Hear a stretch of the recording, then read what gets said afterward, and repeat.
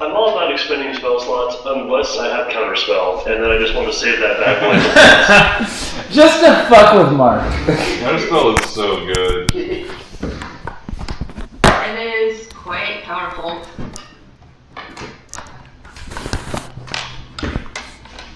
In some ways, it's the most powerful spell in the game. In other ways, not. It's like somebody casting a wish spell and you just counterspell it. Counterspell! Suck on that! That's not how wishes work! Isn't it like a minute to cast? Isn't it one thing or is it an action? I can't remember. I think it's an action. How funny would that have been if, like, she started to make that simulacrum of Xerox and I just counterspelled her? No, this is gross. It's a violation. Wait for it, counterspell!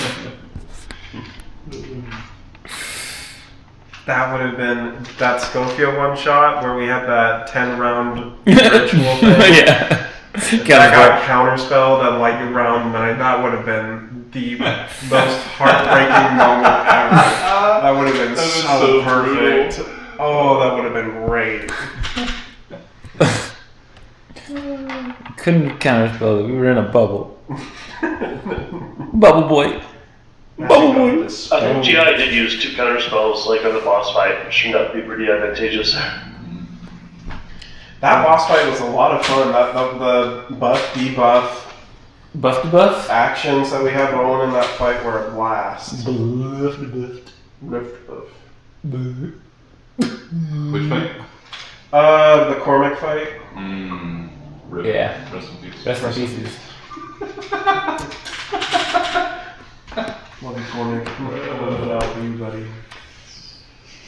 What is today? The 22nd? Second. Isn't that crazy? You are telling me 10. Bentidos. You got that, Oh, that reminds me. Oh, go ahead, I can wait. Oh, no, it's just small talk. Well, prepare for some medium talk. 'Cause here it comes. Next week, does everybody have plans to be able to play D&D? And do we want to play Spooktober, a Spooktober special? What is that? Oh, I'm so on board. I'm gonna be at Spooktober. There's one. Yeah, that sounds great. I want to clear I it have up. some trick-or-treating to do, so... On Sunday? Mhm. The holiday is on a Tuesday. Wednesday. But they have stuff scheduled on the weekend, so I gotta go. Who? It's a shame. Who do I have to punch? Well, my wife, but... She gets a pass. I won't punch Melissa. Punch pass. She can do whatever she wants 'cause she can do no wrong. I think that it's good for us. I need to get the thumbs up from Molly, but I should be able to do it for sure. I don't know what it is, but it sounds great. Yeah, What is it? great. He's never been to the I know, night of the Lich. we've done two Spooktober games. They usually involve the characters, the players, being undead servants of a lich. They don various artifacts, taking the form of masks, to terrorize and scare, or in some cases, kind of save the day. Ultimately, at the various requirements of the lich, as the lich is, sort of under like the story thread has not been thoroughly investigated because the game is so silly, and I had so much fun like waking them up as skeletons the first time and stuff, as they were like resurrected on their table, like inside the flesh of their former bodies. And then when they like woke up and animated, they like ripped through and tore through their own flesh, and at this horrific moment, the lich was just like laughing at them and just like having a grand old time.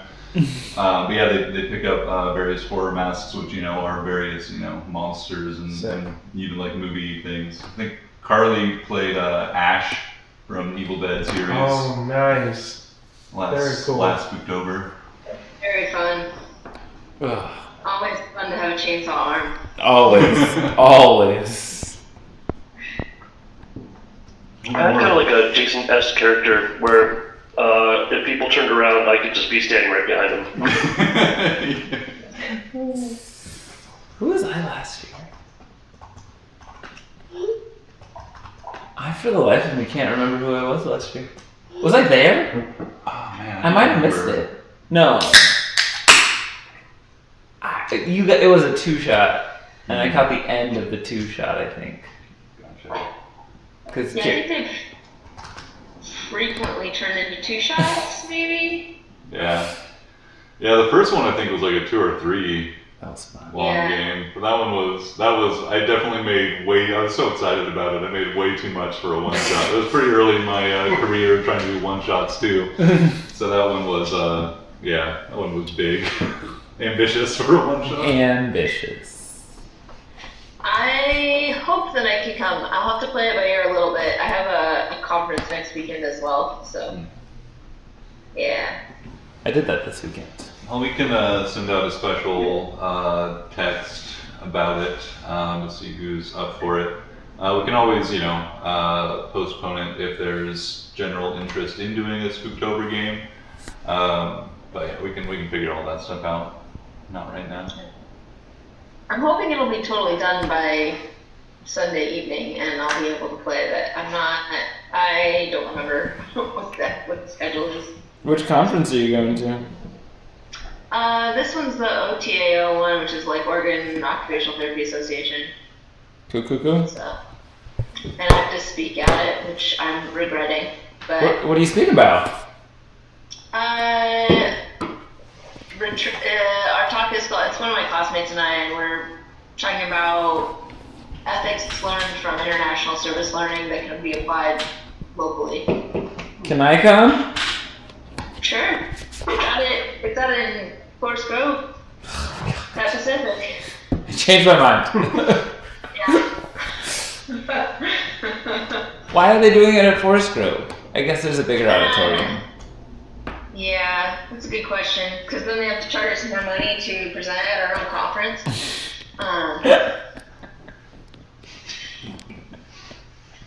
Hilarious. Yeah.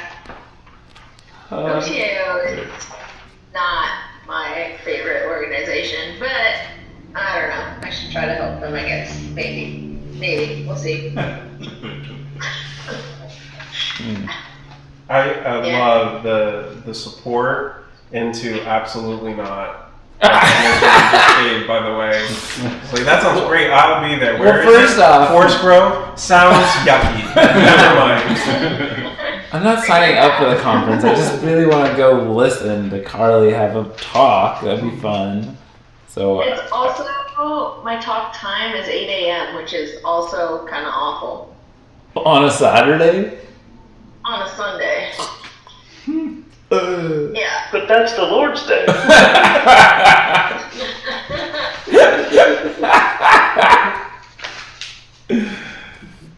We'll talk about Stop appropriating our culture, Evan. And by the Lord, he means the Dungeon Master's Day? Yeah. It's Mark's Day. It's the Omnigod's Day. Oh, the great Omnimaster. Can't you hear them? Mother's coming. Mother's coming. Oh, we're in the Matrix.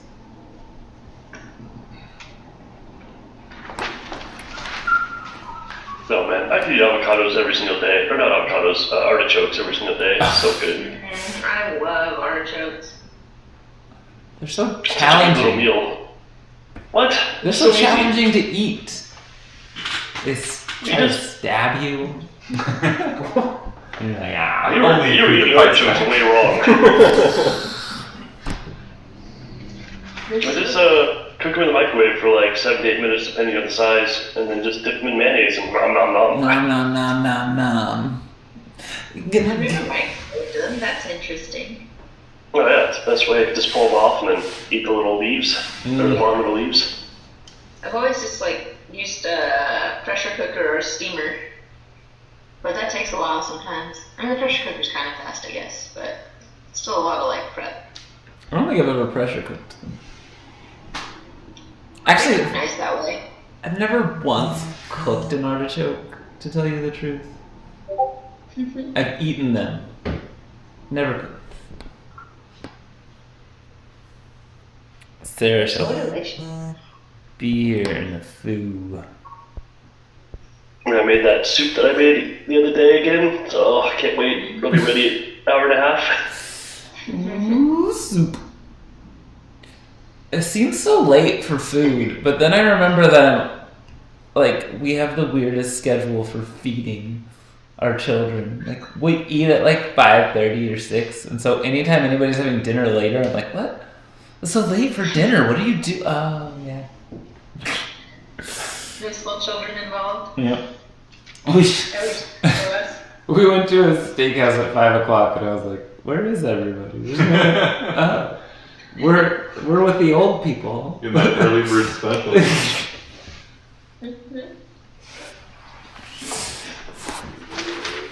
I pretty much like stumbled out of bed this morning around noon and just started chopping veggies so I could make soup. That sounds lovely. Getting out of bed at noon. That sounds so good. That sounds. It's so awesome not having kids. Yeah. I would have been up either way, I think. My friend needed help putting a crib, removing a crib. So I had to get up and go to their house at 7. Oof. I know. What? No, I don't. It was requested. And that was the time that worked for both of us. That's Did it really work though? uncivil to It ask was. somebody to do something that early. Like On the Lord's Day. on the Lord's Day, no less. Nah, I mean, I would do it for you. I would do it I for would any never of you. ask that of you, though. That's the difference. It's because you don't want to get up that early. Well, obviously, I wouldn't ask that of myself either. I would do it for any of you. You feel free to ask. You did come running over to help me last weekend, and it was very appreciated. See? Aw. Anytime, any place. That's what I'm here for. Any excuse I have to get away from my children in the morning. Any excuse I have to help a friend. That is away from your children. That is away from my... That just so happens to be a... And should you happen to set it on fire... What was that? Cat Williams on weed. That one's hilarious. Sounds like it. That's Tybalt. Tybalt. Tybalt. He doesn't like the word peace. Huh? You okay? Tybalt. You alright? You feel okay? Tybalt doesn't like the word he wants to. He's got a big problem with No, he doesn't like the word peace. Come on. Now.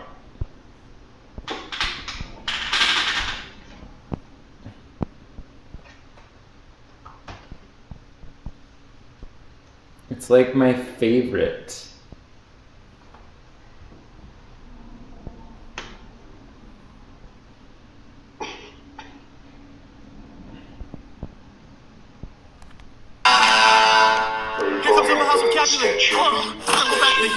It's not a sketch. No. You quarrel, son! Quarrel, son! I love that. That's my next tattoo. It's that guy. You can't see him on that screen. Hey, wait. You can. Oh, that's gonna make so much echo. It doesn't matter. What about drawn among these heartless hinds? John Turn me Leguizamo. Benvolio Best role ever. and look upon thy death. I do but keep the peace. Put up thy sword. Romeo and Juliet. Or manage to so depart these good. men with Really me. good. Peace? Peace? I hate the word. As I hate hell. All Montagues. And thee.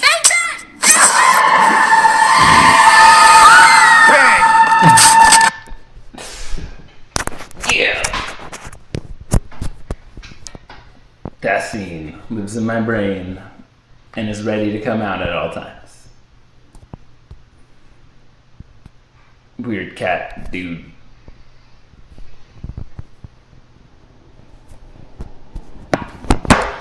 We're such a lively bunch of coconuts this morning. Mm-hmm. This evening. This morning. I don't know what time it is. I'm tired. Because you got Oh, up sick. at 7. Yeah. I You were mean, helping a friend at 7. yeah. I've been weighing this heavy decision that my character has to make, so. Oh, shit. That's true. Knock, knock. Go the hands of the Yeah. clock. Do I let curiosity get the best of me, or. I mean, how much do you really like playing as Xerox? I mean, I love playing Xerox. There you go. How much I like letting Mark play as That's the other question. Are you willing to share? Ugh. Well, for shits and giggles, maybe. You gotta drive that story forward one way or the other. Mhm. You never know, that person might want to start going to talk to somebody else now. But who's had to knock before? No one's had to knock. Well, they've not tried to knock before. I ignored them. Oh, the whatchamacallums tried. The Gith. Oh, yeah, that's right. Oh, God, that hurts. Ow, fuck, that hurts. You alright with it? Yeah, I just hurting myself. Nice. It hurts real good. I'm into that too. Be careful though.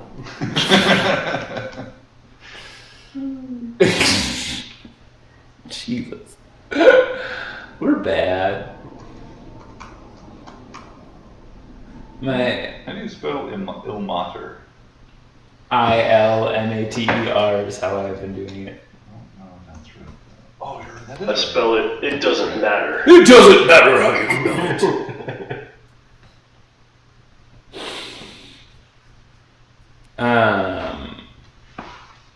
The boys. Chelsea bought the new Zelda for the boys last week. Mm-hmm. We've been playing a lot of Zelda this week. Oh yeah, they were still playing Breath of the Wild. Breath of the Wild.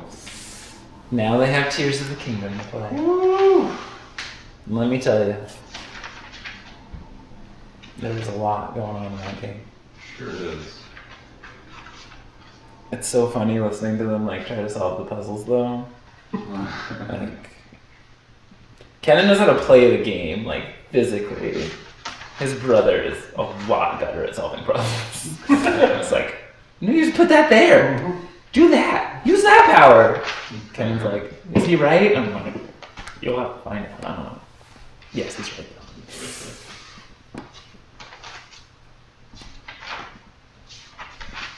I hate when solving problems gets in the way of my hitting. I like solving problems. I think the most. Huh? Well, I had a buddy that loved playing like Tomb Raider and some of those other like problem-solving games, and he'd like always inevitably get to some point where he's like, I don't fucking know what to do, and he'd invite me over and I'd like watch him play it for a little bit. Like, I think you just put that in there, and then that's it. I understand video game logic pretty well. Yeah. It's funny how you can use that, or how it can trick you. Like, there's got to be something behind that waterfall. This is the only place it can be. There's a room with a waterfall. I'm going behind it. You have to. You have to. Something is there. That's exactly why I threw that rusted out chest behind the waterfall in my game. Wait, what? His one shot. Oh, yeah. I forgot about Everyone that. was like running for it. I think Mark ended up getting it. Yeah. I get Well, really it came up again the last time too. I got really, really stubborn with like the problem-solving games. Yeah. Like I like grit my teeth trying not to go to like Cheat CC or Game Packs. Yeah. Or whatever. It's like, I'm gonna figure this out myself. I'm gonna write the guides. I'm terrible at reading in games. Like, there's a long spiel, I just skip past it. And so many times the answer is like hidden in there. So Yeah. if I don't understand what's going on, I usually just go straight to the cheats. Like, all right, I clearly missed something. I never had that. I had that problem where there was like it was a multi-genre game. Like if it was action, like an action RPG, where it's just like not my brain could not context switch. Like, if I want to like hack and slash, I want to hack and slash. Yeah. I don't want to solve a problem. And then likewise, like if I'm playing like Monkey Island or whatever, I'm totally prepared. Like, I'm good. That one puzzle monkey island's like, you have to kill everybody. I played a lot of like JRPGs growing up, and like those stories are just nonsense. Or they're like based on some, Japanese legend. Yeah. So, like after a while, I'm like, I don't understand what the hell is going on. I don't Just know. get the story.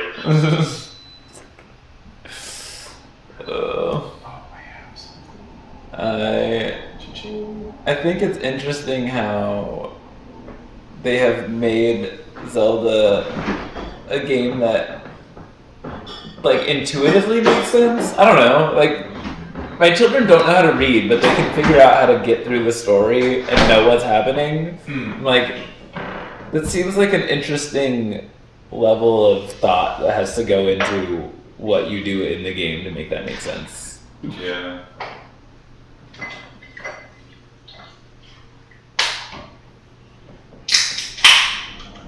I saw Carly and I didn't hear you. It's because I was trying to figure out what buttons did what without using the mouse. I was just gonna reply. I think that's like a really interesting idea around like universal design because like you're accessing the content in multiple ways and like it just complements each other, but like it's different games do that better than others. Yeah. It's really interesting. It is very. It's a thought that I've never had until watching them figure out how to get through that whole entire thing. Like, how do you know that? Yeah. You know you're not reading.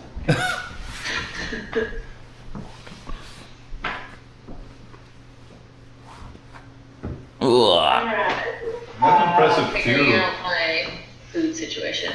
Mm. What? So that's impressive too, because like your kids, because like Tears of the Kingdom, I feel like is one of the most complicated and like dialogue-heavy Zelda games. I mean, they're not too far yet, but they've made it off of the floating island. Wow. I mean, intentionally. Yeah. It's easy to They use follow. cutscenes. Huh? They use cutscenes to explain stuff a lot, I found in Zelda, which helps. Yeah. They do some, yeah. Like, you don't need to like use an item, like you see what happens with it visually before. Yeah. Yeah, they're definitely good at introducing content or like new things and concepts well, for sure. And like with like quests and stuff too, like some of the dialogues and stuff, they like they'll be talking and you don't even really need to understand what the dialogue is because then like the camera will pan over to like a point of interest or the place you're supposed to go and interact with things next. So it's just like, oh, let's go over there. Great. Cool. That way. Or you get distracted and do wild amounts of other stuff. It's Ignoring everywhere. the story. What quest line? What main quest? Usually, like, even the like tutorial area in Tears of the Kingdom has so much stuff going on. It did It's have just a like lot. I just need to like focus. And, Focus! get through some of this shit so I can actually unlock more of the things I need. Because like I kept on like finding places I needed to like unlock more tools and stuff. So I can progress. I just became obsessed with like climbing the wall and trying to get up as high as possible and exploit as much as I could. Yeah, absolutely. Mm-hmm. All of them. That's fair. Like that, remember that Halo 2 butterfly? Yes. That was great. I just want to see what's on the other side of everything in a video game. How can I break this? Oh, Halo. So many countless hours.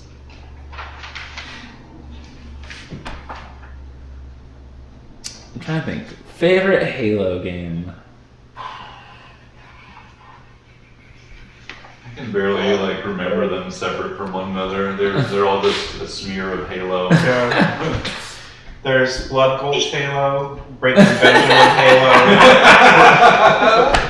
Breaking Benjamin Halo. That's a personal favorite. Yeah. I feel like there's like my friend Mike's house Halo. There's Youth Group Halo. Yeah, oh man, Youth Group Halo. You knew Halos were all good. Yeah, like the guys' nights, Youth Group Halos. Yeah. Those are great. Fabulous. I love those because like the staff. It was like one of the few times where the staff suddenly doesn't care about Jesus. They're all about they're getting a Kilimanjaro. There is no Lord in Halo multiplayer. All men are created Yep. equal in the absence of God. It's the only time you're allowed to cuss. Very much so. Oh, jeez. Yeah, we had our youth group place that I also like worked at, helped out at for a while. Our youth pastor at the time was like, pretty big nerd and stuff. So we like disc golf and video games. So his big hobbies. So we had like projectors and stuff, and like basically like every weekend we'd have like multiple Xboxes set up to play like 8 to 16 person Halo, and it was so much fun. It was a lot of fun. Yeah. And some of those homeschoolers were so bad, it was fun to just obliterate them. What's a video game? Some of them were incredible too. Yeah. It was just school and then Halo. The ones whose parents allowed them to have video machines.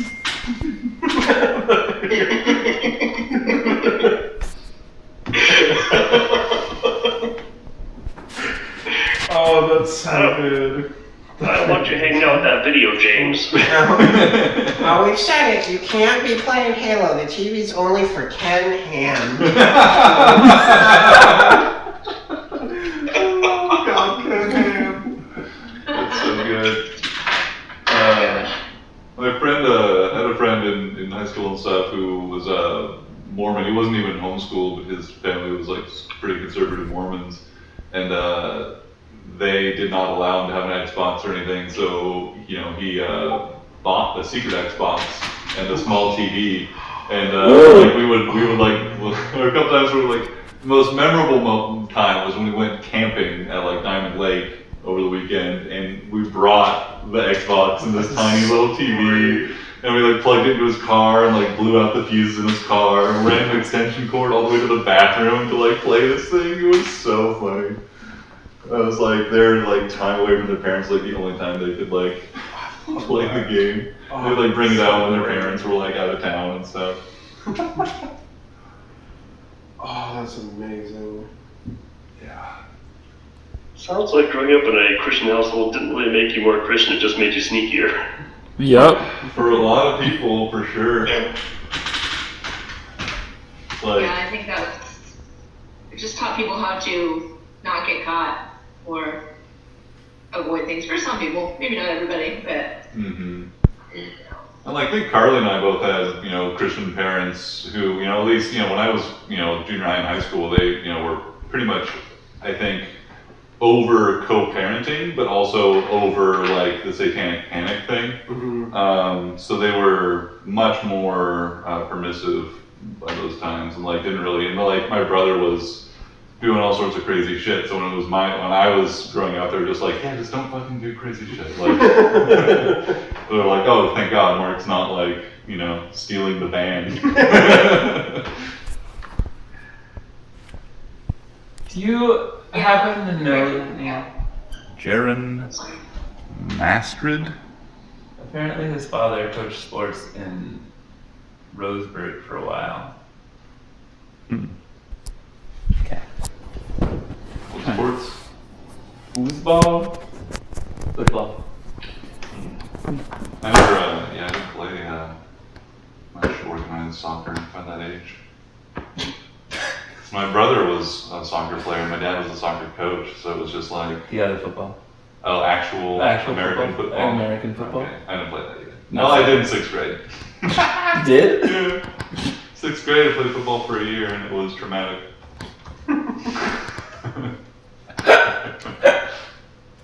If they had like professional flag football, I'd totally be down for that. That would be Flag fun. football seems like a lot more fun.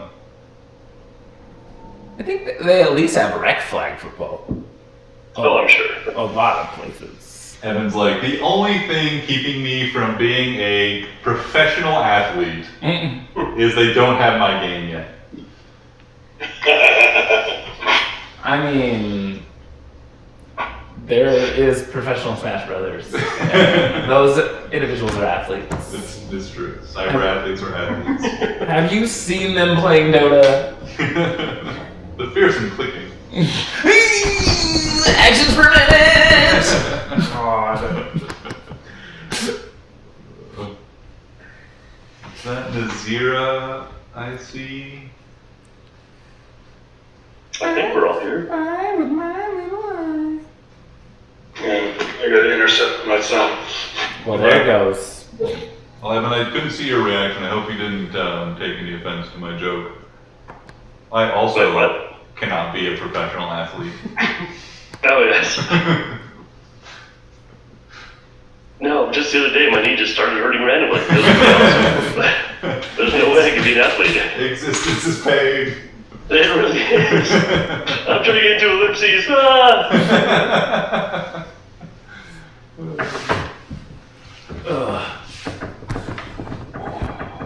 It's a Lazura. Hey guys. Hey. Hello.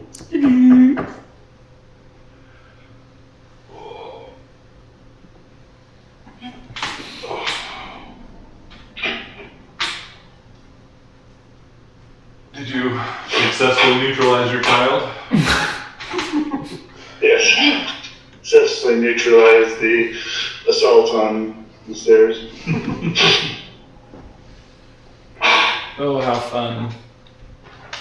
Mm-hmm. He's very sneaky. He likes to try to get downstairs whenever possible. Somebody left the gate open. Who would do such a thing? And why are they older than 40? My father-in-law just Maybe he just does what he wants does. wants him downstairs to hang out, you know? Well, you know, that's a theory. That's a possibility.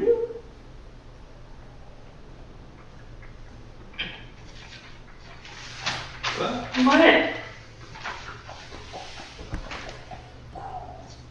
We're gonna kill everything on the map today. Already can't get your Let's invent a nuclear bomb in D&D, and then Yes. That's what I'm saying. just blow up. I have Do that. We can modify shit with something, right? Yeah. Oh. Wait. Did we ask them how much Bellstone that would take? How much Bellstone to go thermonuclear? All of it. Patriot, I'm very offended by this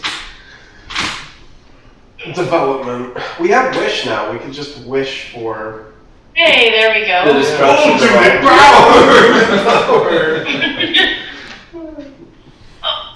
I wish they all could be gathered. Just like, part of the redaction is Shippy's old name was Enola Gay.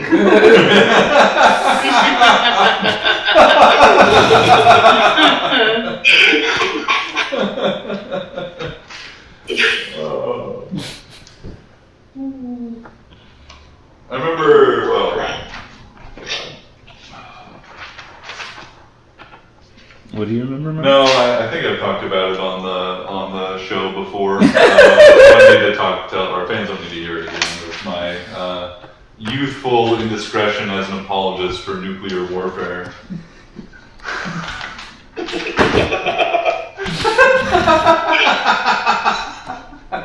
Been there too, Mark.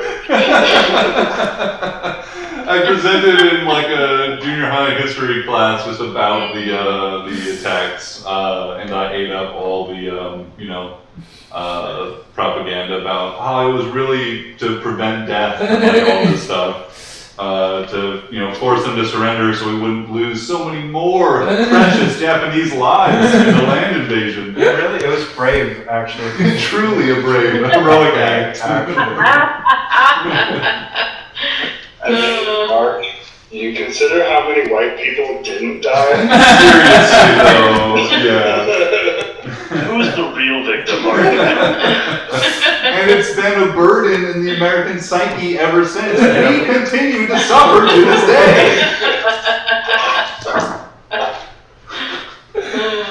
I think we're all going to hell.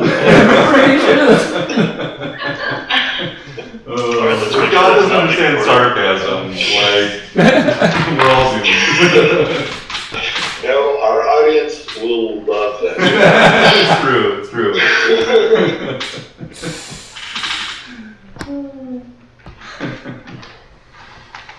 Alright.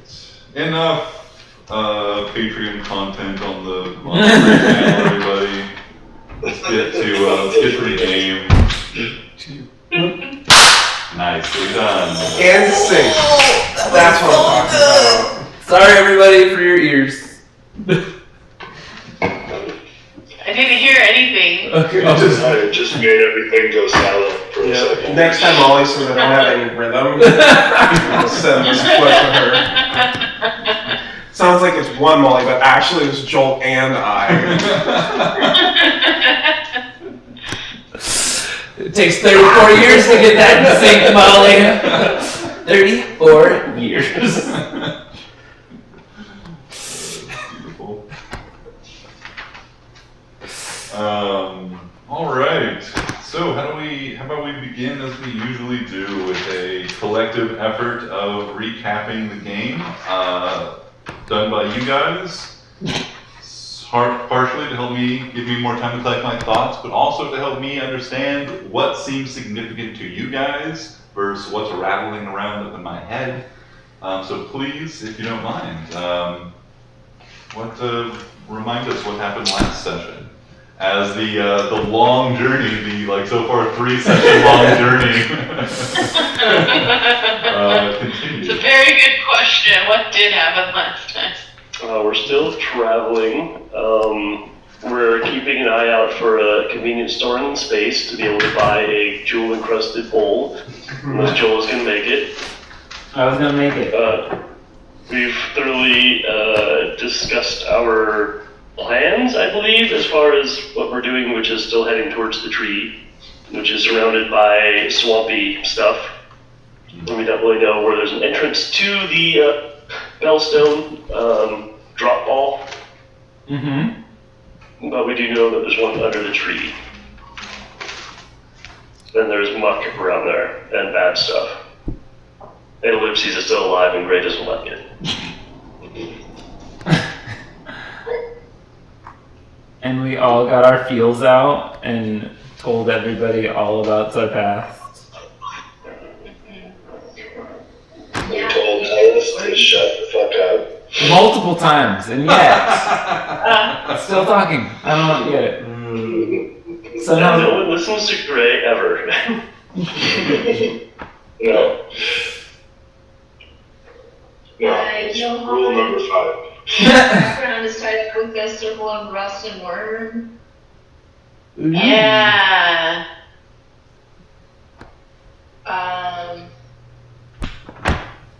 At least the last couple of groups we've come across that Gray's had a bad vibe about. Mm-hmm.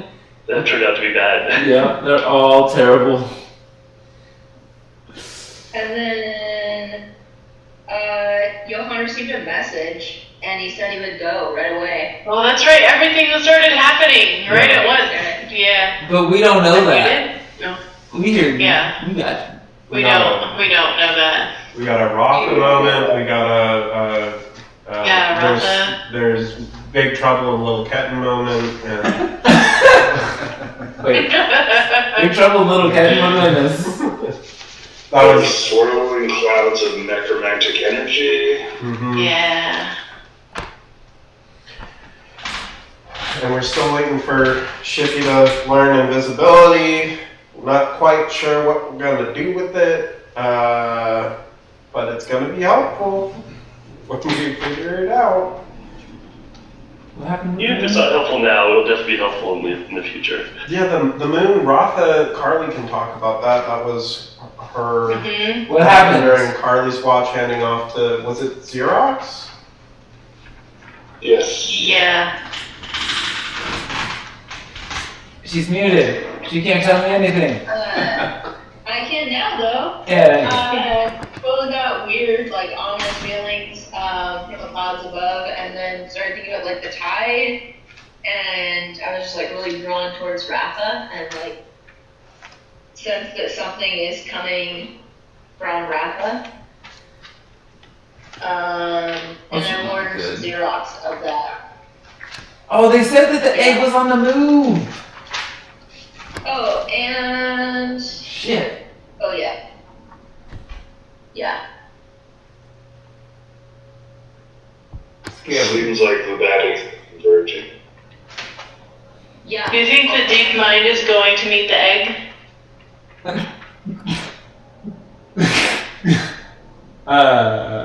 Maybe. We could always try and communicate to the people on the mountain to see if maybe they see it moving. They said they did, didn't they? They said that there were. Oh wait, no. They said that there were 2 deep mines and they were moving. Mhm. But apparently Roth is also moving. Yeah. So that's not pleasant. And did we confirm it Not was good. a necrarch that was the cloud, or just that it looked like it was necrotic cloud vibes? I think we just confirmed that It was just vibes. necrotic, vibes. yeah. Okay. Just vibing. Yep. Cuckoo. And if I recall correctly, like the bone waste is full of these necrotic cloud fog things. It's full, yeah, it's full of all sorts of weird storms and stuff like that. This one isn't moving though, which is odd. But then that's assuming the other ones all follow natural rules too. And they might not. And then, oh yeah, Xerox and I think the knock knock knock. That was the last thing. Mm-hmm. Oh yeah! Yeah. So, do I deprive Nizira of a long rest, or do I? Oh, I only need 4 hours, so. Okay. Very curious. Mark's in your head, man. But also might be mind controlled, and then you guys have the issues. I mean, not to metagame too hard, but I think mind, like, sets you free of any mind control that is on you at the time of its casting. Mark, I wanted to remind you of one point you gave me at some point, and I still have this object. It's an obsidian circlet that Xerox is wearing. That gives me advantage on mind control saves. That's convenient to have. Yeah, I haven't used it once, but I have it. yeah, that magic is really like eclipsed by the mind blank, by the magic that Beat Boop has cast on you, Boon of Lathander. That like Obsidian Circlet is doing basically a small part of what that other, this greater magic can do. Mhm. So ultimately, it's it's a little bit redundant. No, it's redundant, but if I let down my guard, and I need to make some saves. I just wanted to be out there that I remember that I held up. He has been thinking about this all week. Got it. Okay, so you're thinking of it in terms of like a second layer of defense in case you the first one is broken or you open the gate a little bit. Yeah. Gotcha. Knocking on Xerox door. I'm so interested. Aren't we all? There's so many fun threads to pull at. I right know, now. there are. Let's pull at all of them. All at the same time. Yes. Yes. It feels like they're all being pulled around us at the same time. True. Yeah, it does feel like that, doesn't it? I liked when we were trying to explain that to Johan last time. Well, we have. Here's what we're doing. And it's all the things, all at once. All at the same time. And we'll resolve one issue and then find two more. Mm-hmm. Well, when you ascend to the level of demigod, what happens? You find trouble.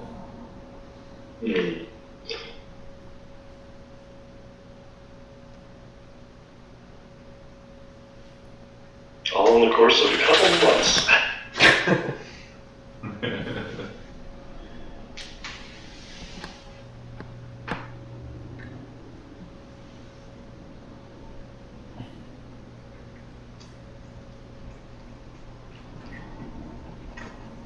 So what do you remember for our last session, Mark? You guys did I think really captured all the big moments there.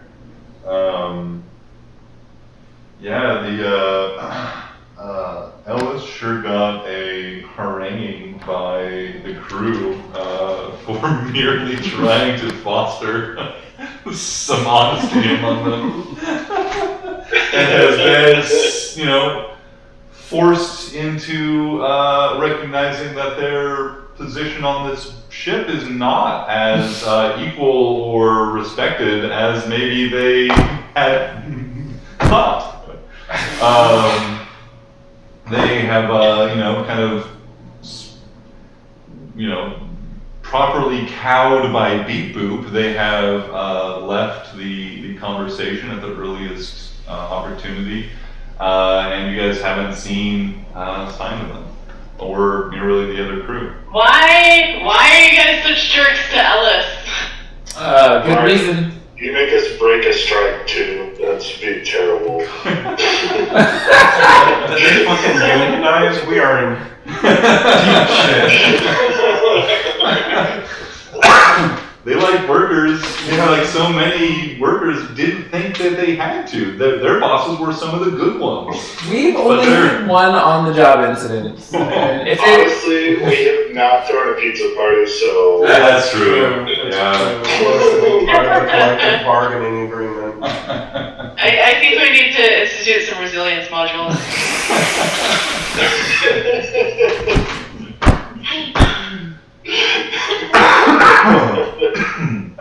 That hurts.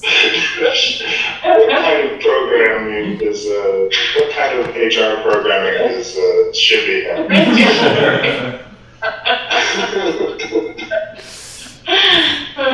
We don't actually want to do the training, but we want to make them do it.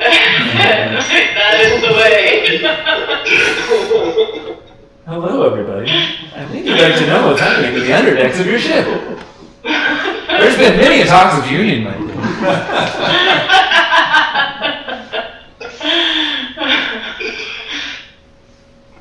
Ray pulls out his union busting bugs. Not again.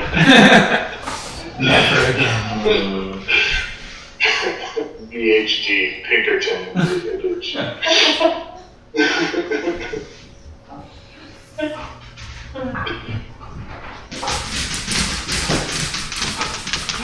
Oh, good job. Yes. There is a dog.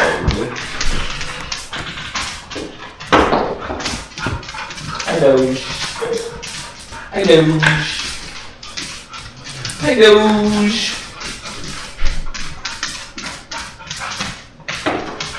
Yeah, good dog. Good dog. So excited.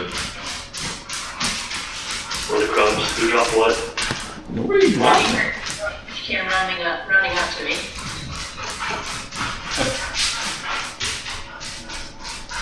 Hello. 1 second, I'll be right back.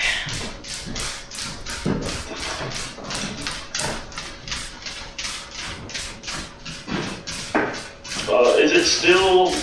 Do we still have 2 days before we reach the tree stump? I believe this is the first night's watch, right? Yeah, first night's watch. It was, I believe, like a day and a half journey. And this is basically the end of the day you guys were on. And you should have maybe 2.5 days journey. So you should have tonight's rest and then like probably the majority of another day's journey to get there. And that you expect should be, because I believe should be said it would be like half day's journey to get basically over the top of your destination, and then a full day just to descend safely to, you know, from the high altitude. And yeah, you guys over like the last watch and stuff, you guys found that Shippy really was like really above the great, you know, rotten trunk. And that's why you guys were able to like look down and see this like self-propagating like cloud of necrotic energy, or you know, cloud front suffused with necrotic energy coming from the north and billowing down to over the rock and being kind of broken by that or something. Hey, love. Help Mom get the pizza figured out? Yeah. It just wasn't in the right spot when I got there. Cool. Wasn't in the right spot. It's the second time that, like last time I ordered pizza from Papa Murphy's, they couldn't find the order either. They found it once like half. Yeah. Needs a quick bathroom break and then we'll get underway with kicking up with the ongoing watch of Xerox and Xerox's response to the tapping at their psychic defenses.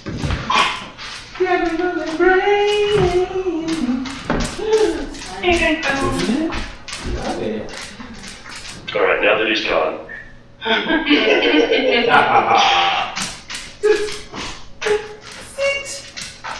Will you be indulging me knocking, Joe? I'm gonna do it. Yeah!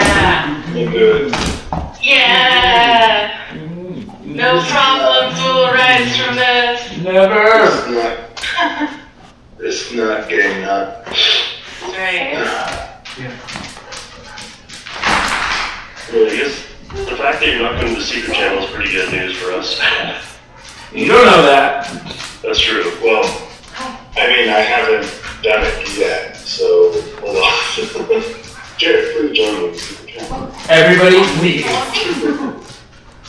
We'll have to send the recorder there as well. Yeah. Oh, we're not. We're live recording. It's easier this way. Yeah, Mark just starts whispering into his microphone. Hello, Jared. I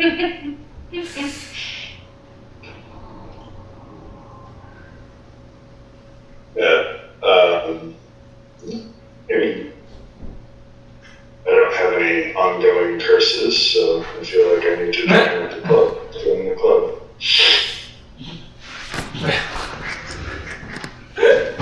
And take a -5 to all attack rolls. I mean, as if I already did do reckless attack on it. Everything. Yo, dog, I heard you like having advantage.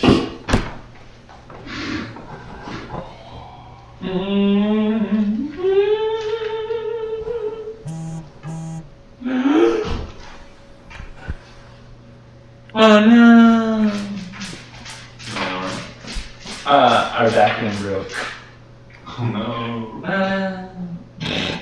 Too bad we're not teenagers anymore and go. And just steal a bunch of vacuums on the side of the road. You probably pick up 2 Poor away here. parents. My poor parents. One day when we were in high school, me and Josh showed up to the Gessler's house with no less than 4, probably no more than 6 vacuums. We just had Probably them. not working. I think a lot of them actually worked. Yeah. Just found them on the street. Yep. Yep.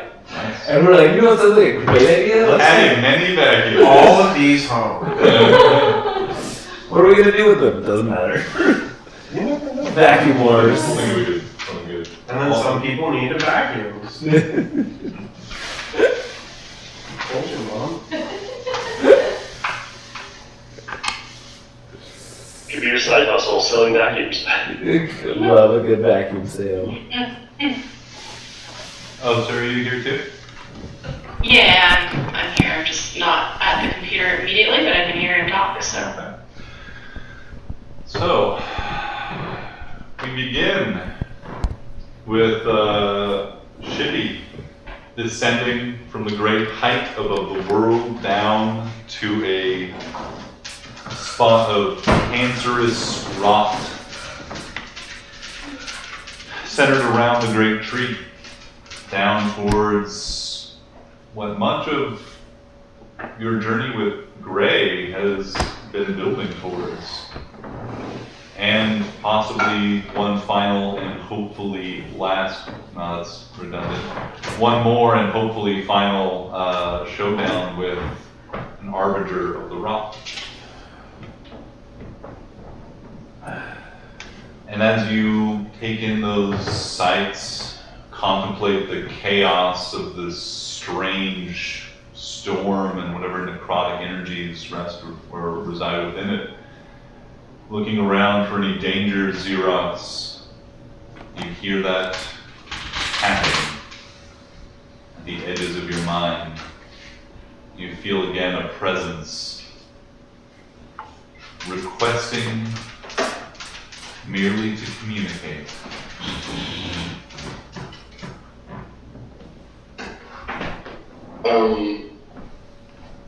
Xerox is going to walk over to Nazira and kind of stir her from her reverie. Hello. Say, I think I'm trying, someone is attempting to contact me. They're asking permission. I'm going to let my guard down, All right. so I need you to be ready. You want a Rari's before you do that? Telepathic bond? Yeah? Yes. Alright, I'll ritually cast the telepathic bond. It'll take 10 minutes. The last time this tapping occurred, it came and went in a far shorter period of time.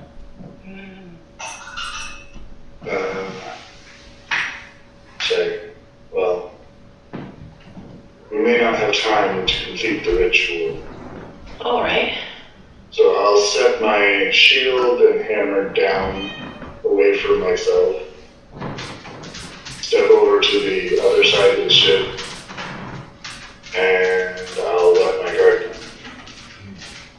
Only good things never happen. I'm going to watch over Zira.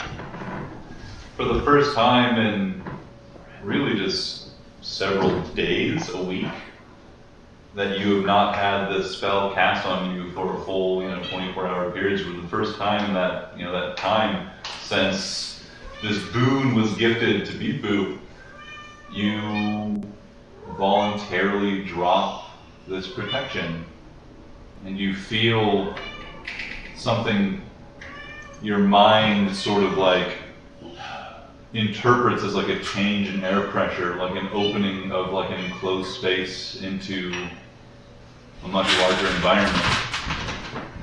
Not much. And you certainly don't feel any immediate attack. Something looms in your awareness, Xerox. You can see almost like out of the corner of your eye, a shadowy figure standing aboard Shippy. It is difficult to perceive and does not take a fully material or physical form. You know immediately that Nazira can't see this, as it's within their sight. They're not responding to this strange appearance.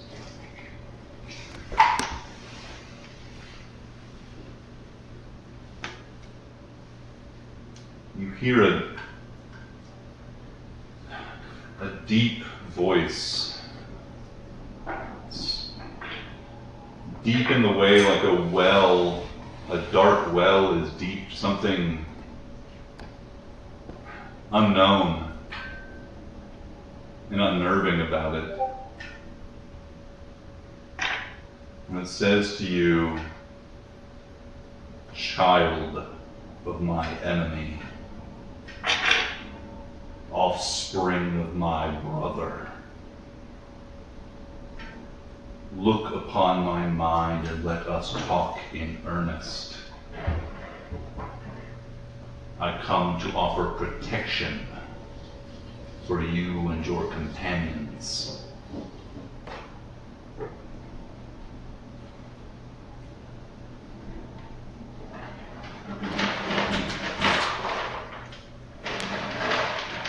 So, I'm sorry, you said child of my enemy? Child of my enemy, offspring of my brother. Uncle?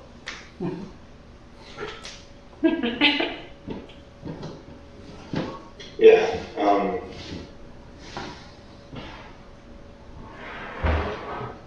been the best. If it is a boon you offer.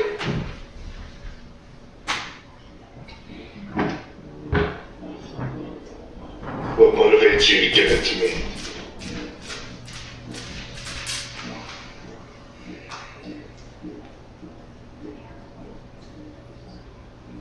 You are a weapon wielded against my enemies. I would have you sharp. Carly, we're getting some feedback from you. Thanks. Oh man, that was great chanting. Yeah. Good ambiance. Yeah, I think it did quite well.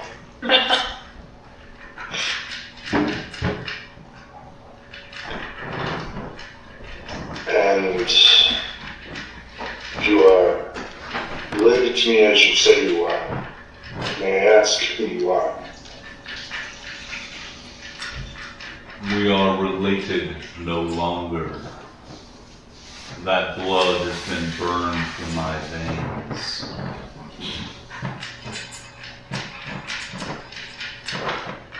When I was brother and comrade in arms with the one that gave birth to your family.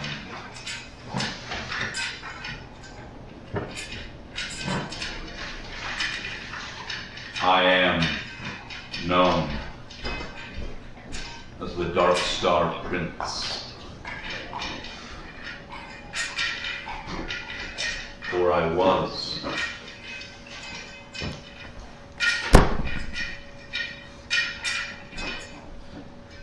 Xerox will try her best not to reveal her surprise.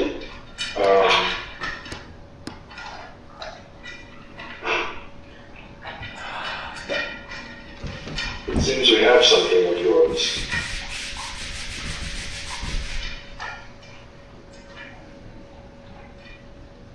Yes. A scar cast out from myself. A memory of an old injury.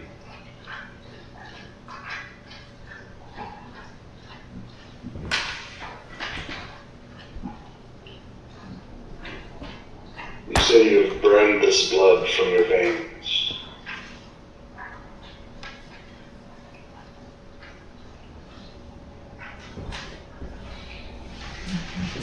Is that the cause of this scar?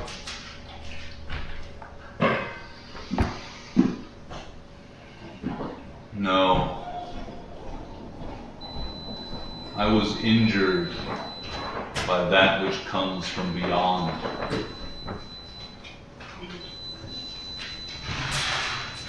Turned to my true purpose by that wound. And separated from unity with my brother in that moment.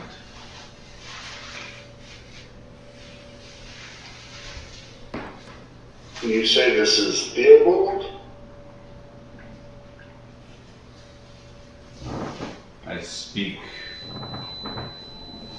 of Ashemadai, whose blood runs in your veins.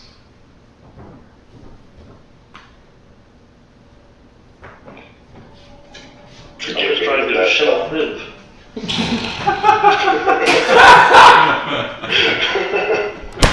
Forgive me, but that thought is revolting. It was to me as well.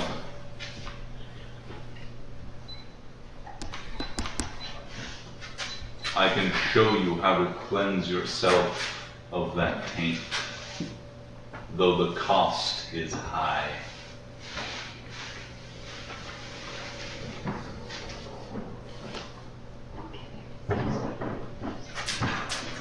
For the safety of my companions, I feel that is necessary. So be free to show me what you will.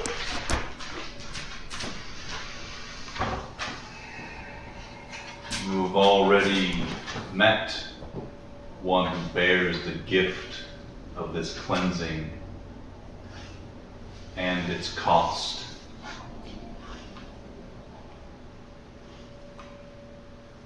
Visigroth is one of my anointed. Deathless and perfect.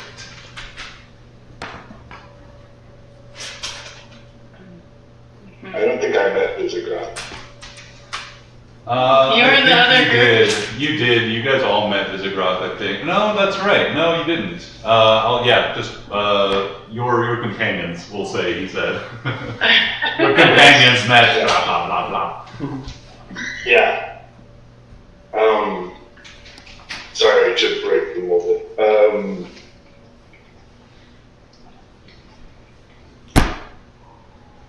Yeah, they had many good things to say of you. So you're saying the scar is that I become deathless? That I must give up this, what exactly must I give up if my scar is to match his?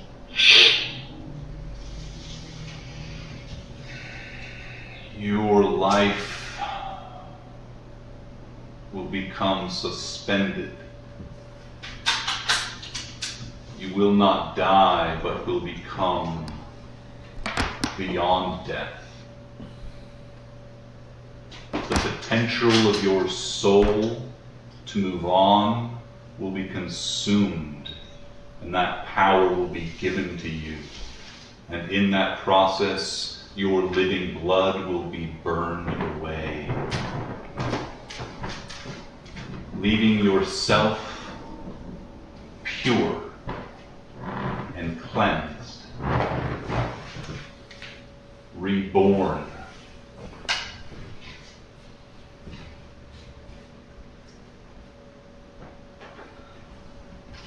I do not, I must be honest, my heart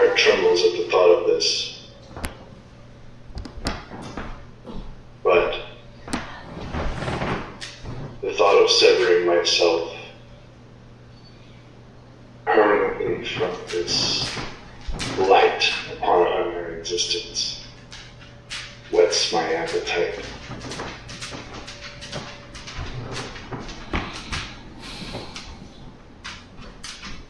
No cost is too high to be free of such control.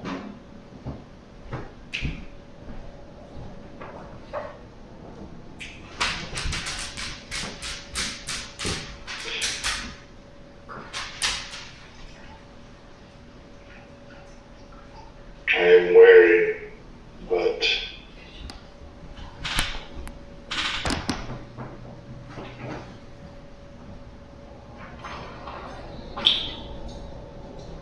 I feel that I must trust you.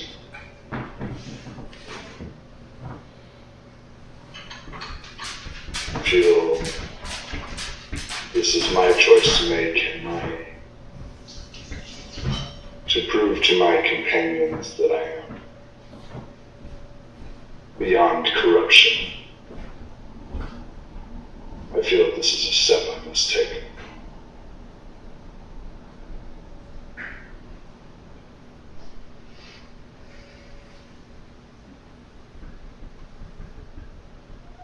Then let yourself be cleansed. Let yourself be purified. And understand this. You are once and for all time severing yourself from the purposes and intents of the gods. No longer will your soul be their plaything, nor theirs to keep upon your death. You will live once and for all time for yourself, and then be undone.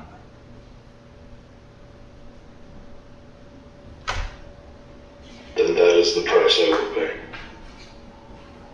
Then it is paid. It steps towards you, reaches towards your chest, places their palm upon it, and you feel your body become suffused with fire. Unbelievable agony racks your body as you feel it being burned from the inside out. Nazira, as Xerox, well, give me a Constitution saving throw, Xerox. Watch me nat 20 this right here. Don't curse yourself. Oh, watch this.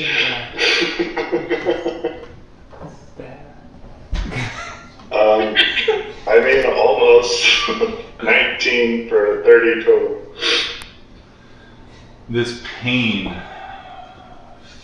extends through every inch of tissue, every cell in your body. It is unlike anything you have experienced before, and despite this raging pain, your resolve remains steadfast. Nazira, you see Xerox's body clench in response to this agony, respond and lock as she focuses all her anger and rage and resolve to withstand what you can clearly tell is something very painful racking their body. Shippy, wake everyone up!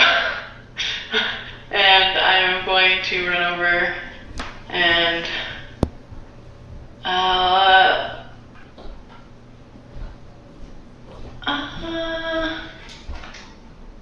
did I sleep?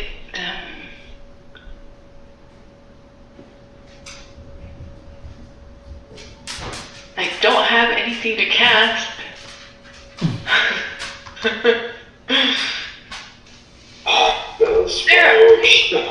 Yeah, just gonna get ready for whatever's clearly coming, whatever bad thing is coming, and tell Shippy to wake everyone up.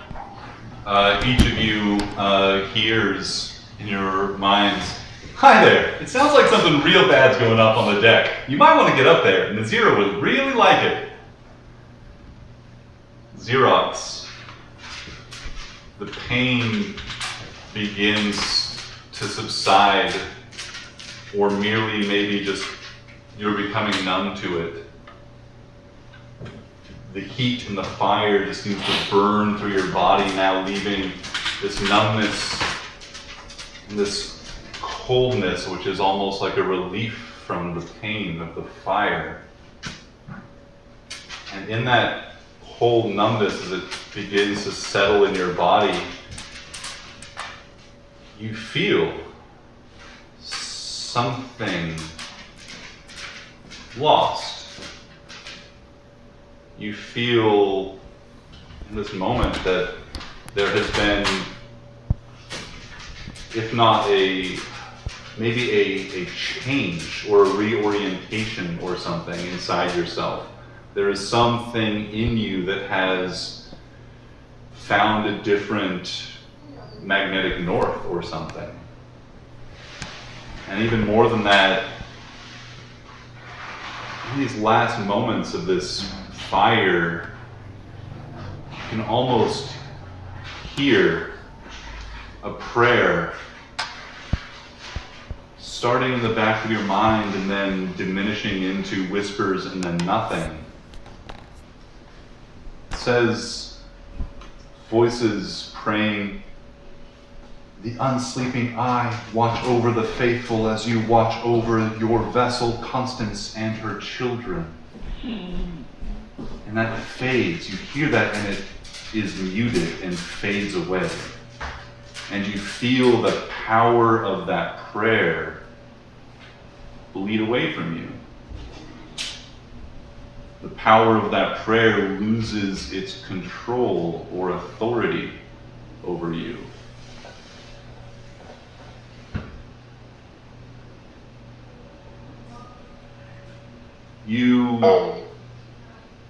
Oh, go ahead.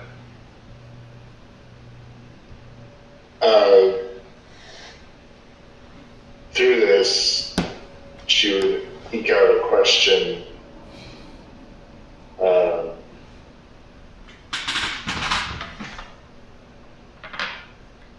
Did you know my mother?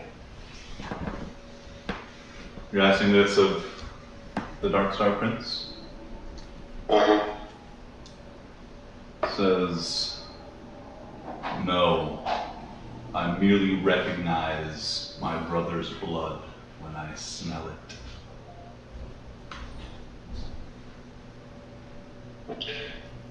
Then you wouldn't know if her death was an accident. Cannot answer this for you.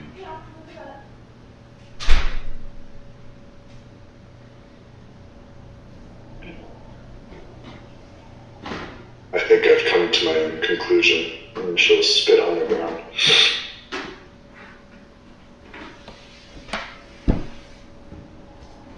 You guys rush, any of you that choose to, rush to the deck.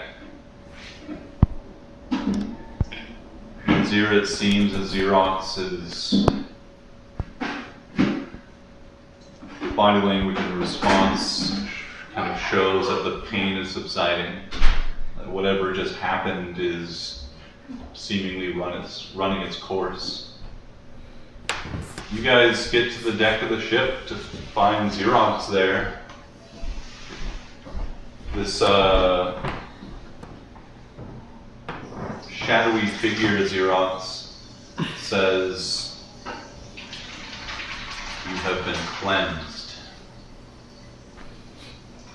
and I will protect you from the storms below, you and your companions."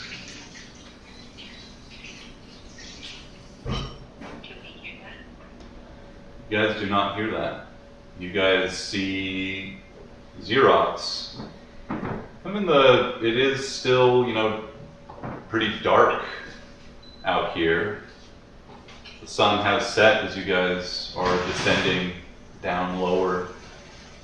And it's only in the darkness do you see Xerox, and it may not be immediately apparent to you all, But there is a gray pallor around Xerox's skin.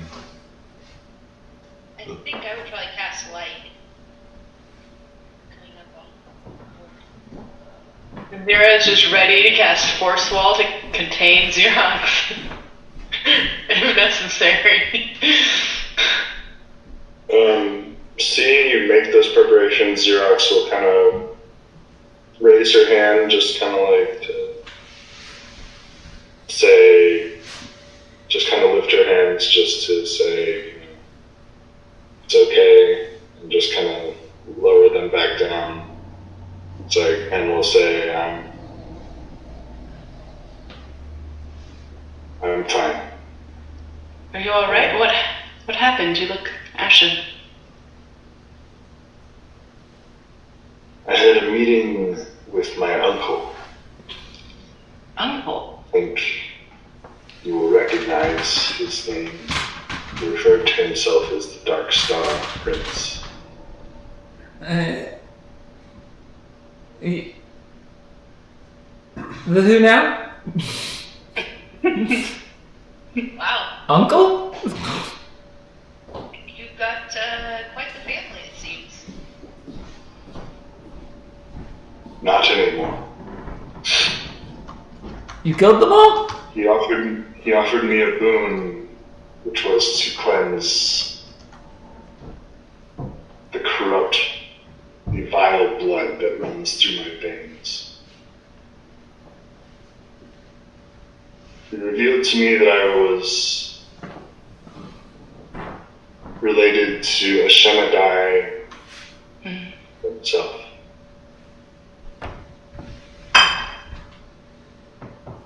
And judging by the weight that seems to have been lifted, I cannot help but think that my trust,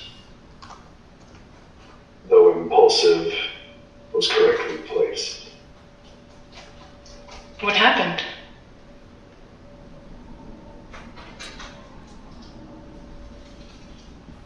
Well, I'll like to look at Xerox more closely. Yes. Give me a perception check. Or a I'm so medicine good at check, perception. if you prefer. Okay. I'll be running you with that, and I had cast light on my rod to the timer here to light everything up. Excellent. Oh. I don't know what they did, but he removed my blood tie to these demons. Huh. Perception is 23. How might one... I'm gonna consider my knowledge and think about how might one go about removing a blood tie. That sounds like hemomancy, y'all. Yeah, it does. Prove yourself out of your family tree. You have a blood tie if you don't have blood. Yeah, definitely. Your perception there, Xerox looks much as they did with the light that Quilla is casting. It really helps. You can see the pallor of Xerox's complexion. Certainly very different than their normal. Like Xerox is, if nothing else, a person that always seems to be full of life and energy. And there is something about them now that in their expressions, their face looking a little more gaunt, their features a little more drawn, as if dehydrated and tired and pale. But their eyes, Xerox's eyes, seem a little brighter. A little hungrier.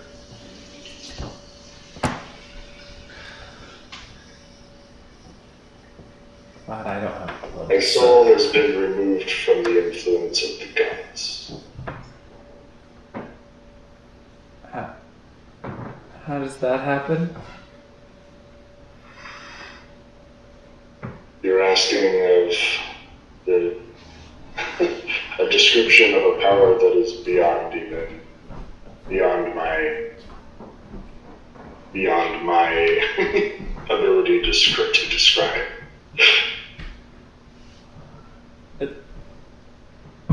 What does that even mean? Like, what do you mean it's been removed from the influence of the gods? What does it mean? When I die,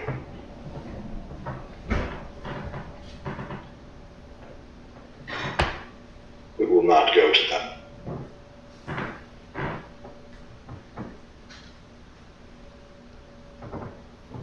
So it'll go directly to the plane that you're aligned with.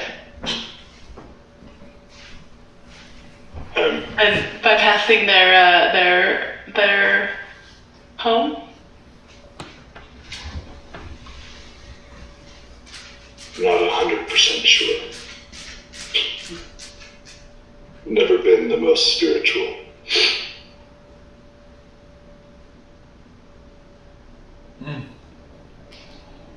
How do you feel? You look very tired. How do I feel, Mark? You feel much as you always do.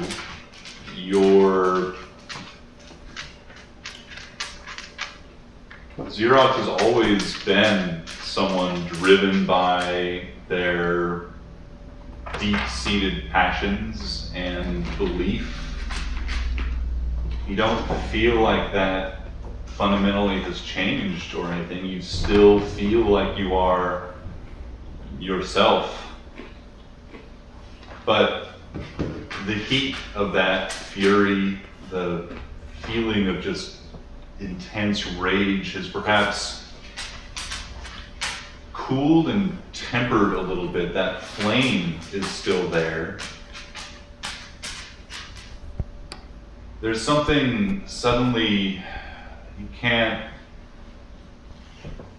maybe it's just because you are tired and whatever has happened, but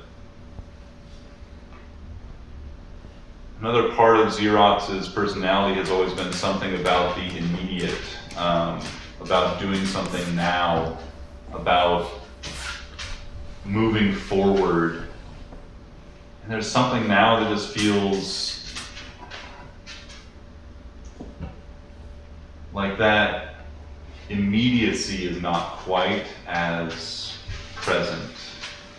Maybe it's just because you're tired from what you've gone through, but you feel like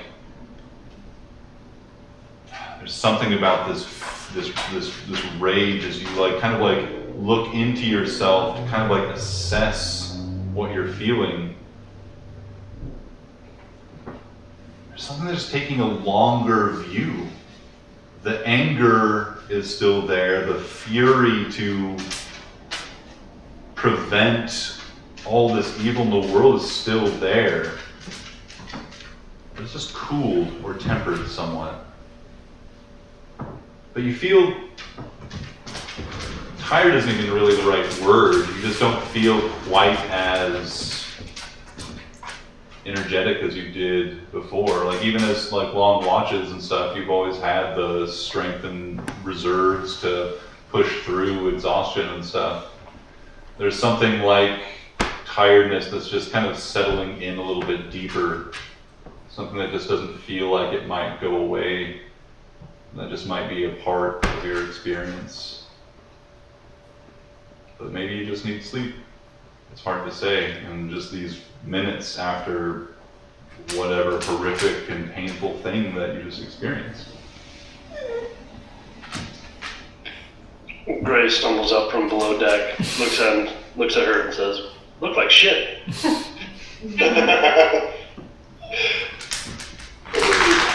Willa, do you like shit? Do you detect any latent magic? Yeah, I'll cast Detect Magic. No, aside from all the expected sources around you, there's no obvious source of magic emanating from Xerox.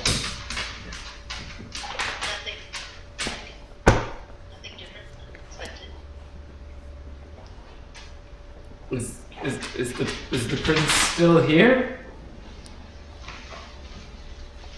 Xerox will flick her eyes around. Do I still see the Dark Star Prince?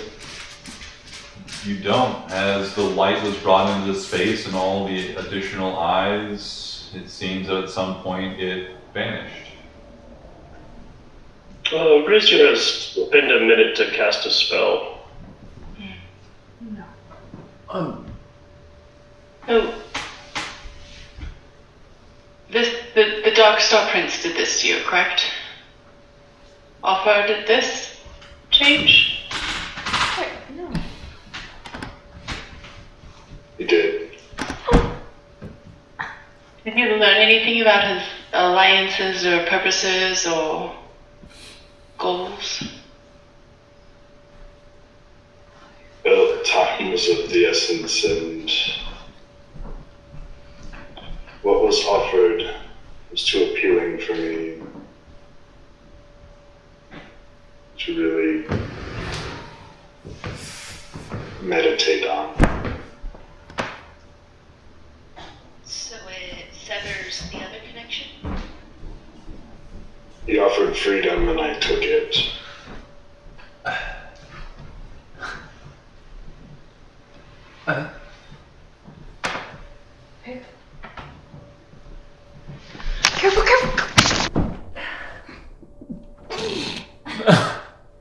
But I thought your brain was protected.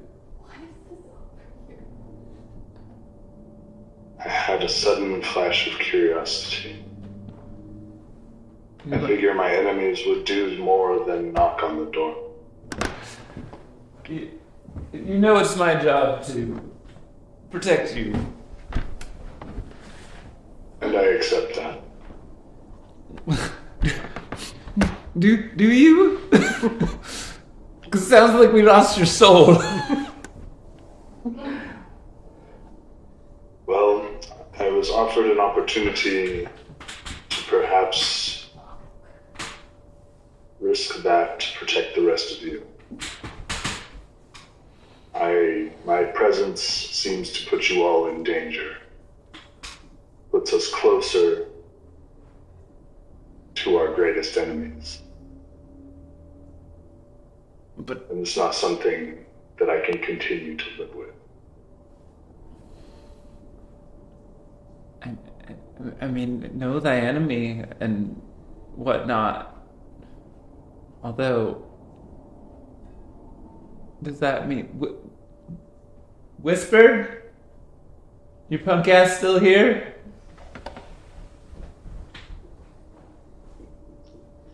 That's a bold ask, Pete. I suppose we might as well find out now. You get no And when response. that minute is up, I'm going to cast Commune with Nature, and I'm going to see if there's any influence from other planes of existence, and see if there's any powerful fiends or undead around. You don't see any like signs of influence from another plane of existence,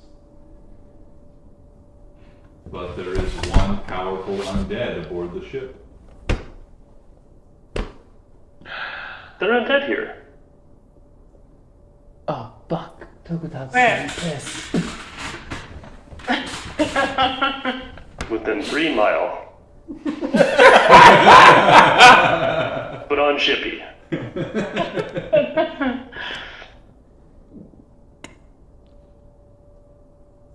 You can't tell the exact location? No, unfortunately not. I'm guessing in this vicinity. Yeah, Greg, give me an insight. Yeah. 21. There is something very familiar about this undead sense that you're perceiving through this magic. You feel confident that Xerox is undead now.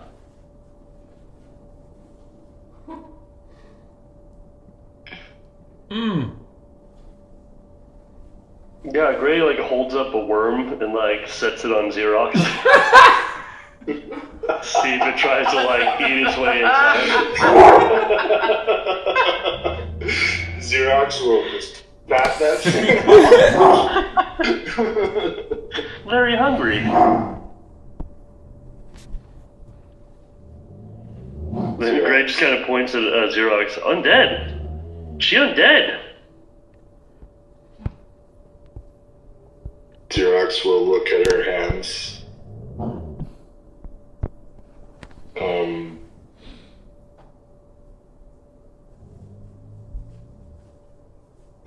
Do her teeth feel sharper too? Ah, that was my question.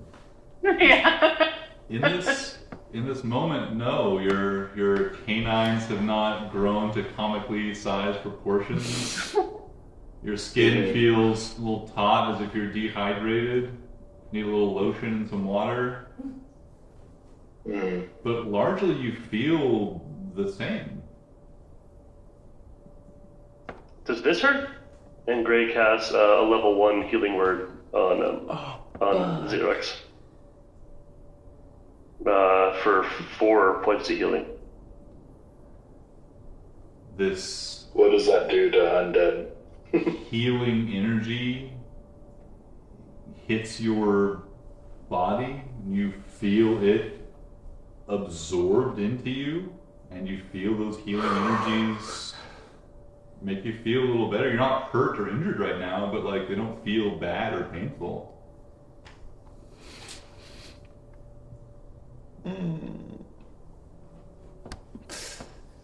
It's okay. And then Gray like turns around to go back to bed. What exactly did the Dark Star Prince say to you, Xerox? And did you ask him about the shard? He said the shard was a scar.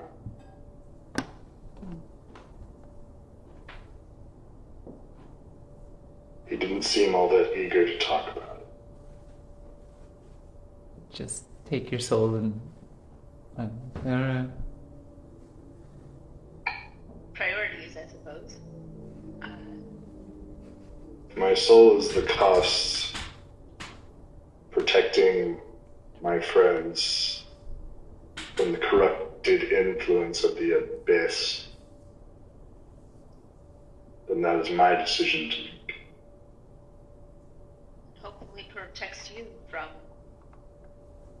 whatever their plan was for you. I cannot No. I cannot live with being their puppet, and so I do not live, apparently.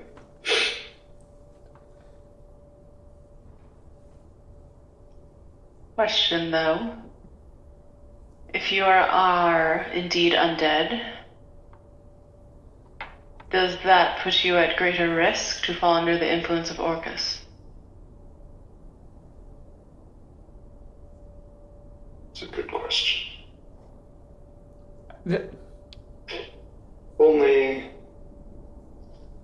you see, you always make me feel impulsive.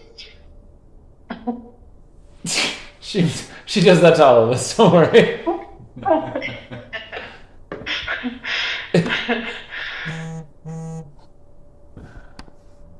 Doing secret texts.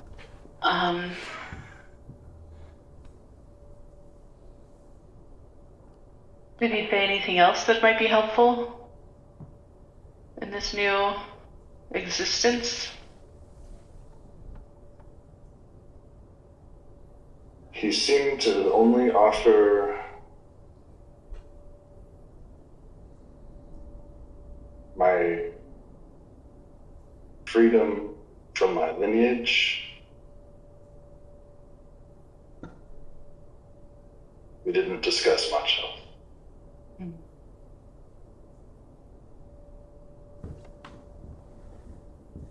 All right, practicalities. Do you know how to rest and how to fuel yourself? Well, do we... Like Out of different character. sorts of undead require different things. Sorry. Nope, Go ahead. you're good. Never mind. I feel like most of my life, it will be a trial and error basis.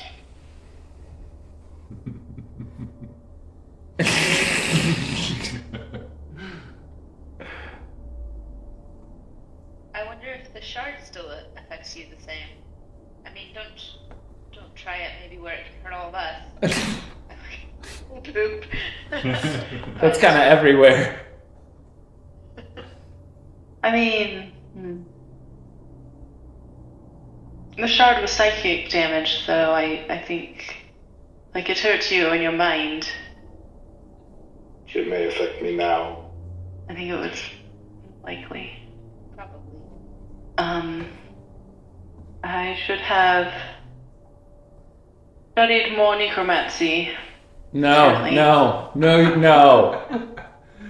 Oh my god, the horror that would be No. the obsessed with necromancy. That alternate timeline is scary.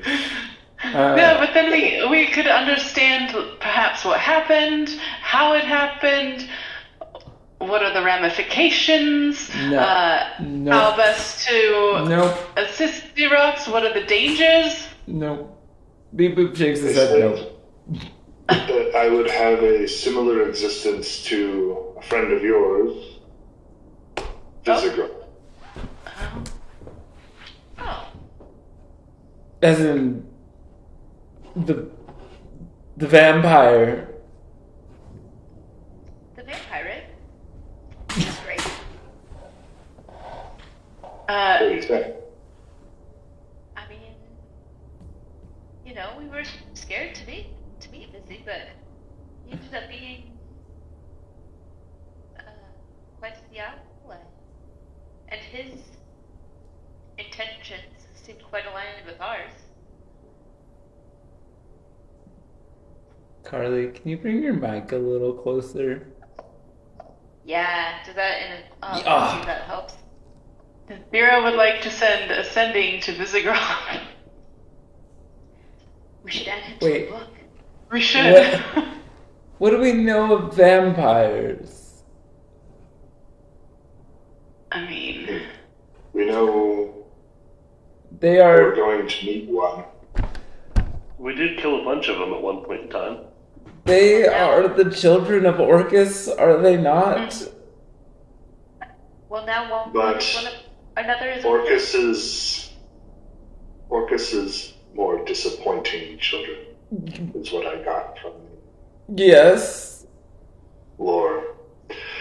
Banished by him and given up, but still.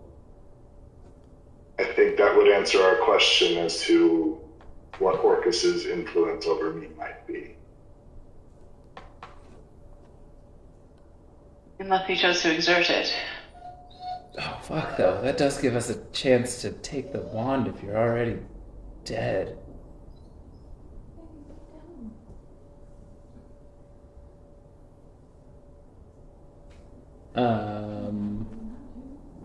And so, the Darkstar Prince, we trust this man. All we know is that he betrayed the gods, and now is apparently your uncle. Because the gods have done so much for us. I do not disagree with your statement or tone. I think this may be a case where the enemy of our enemy has become a friend. But, I mean, maybe we be careful at how far that goes. I'm looking at Johan to see what his response to all of this is. Yeah, Johan's Is like, he up here? yeah, Okay. I I'm- wasn't sure if he was here. soaking all of this information in, and with kind of the latest revelation, I'm really trying to draw a parallel between the identity of the Darkstar Prince, and if I can map it to an unknown deity, knowing that the prince is the brother of Ashemedai. Is there anything that I've come across in my journeys, any reading, anything at all? Yeah. Give me a religion or history check with advantage.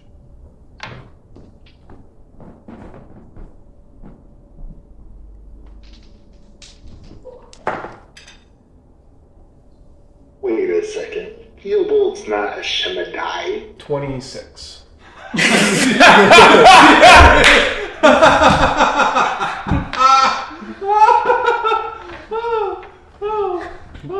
That's so beautiful.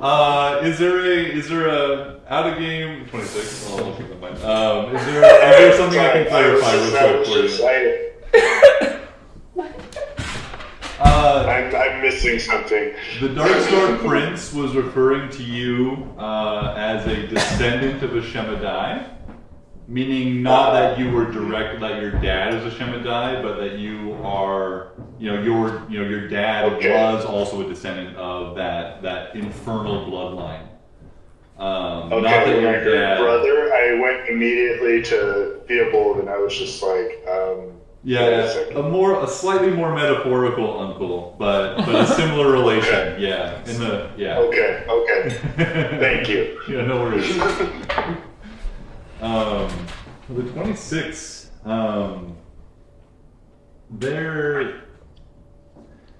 There's something about this about the Darkstar Prince claiming to be the brother of a Shemedai, which is kind of like gleaned as like some like reflection or avatar or person of Asmodeus. There's something about this that like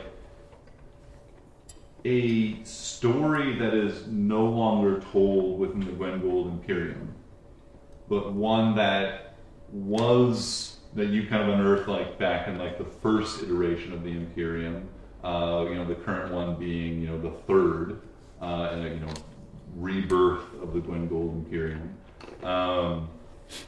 There was a story that belonged to one of the previous iterations that had to do with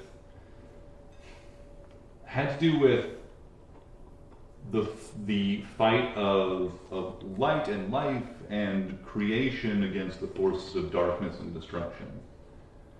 That there was a time when two, it's unclear, demigods, gods, angels, elevated champion mortals, some champions of light, commonly referred to as the Brothers of Light, went into the darkness to fight it. And those brothers, Asmond and Uriel, Asmond the Unity and Uriel the Undying Light, were swallowed by that darkness. Mm-hmm.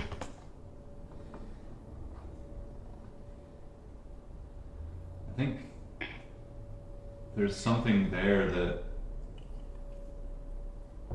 you feel has to be connected to this. The 26. I think I'll leave it there. There are stories from the very beginnings of the Gwengold Imperium, stories that talk about two divines or two champions of the divines that plunged themselves into the darkness. These beacons of life and light plunged themselves into the darkness only to become swallowed by it. One of these beings is likely to be a Shemedai, Asmodeus, and the other is probably the Darkstar Prince. The other's name was Uriel, the Undying Light.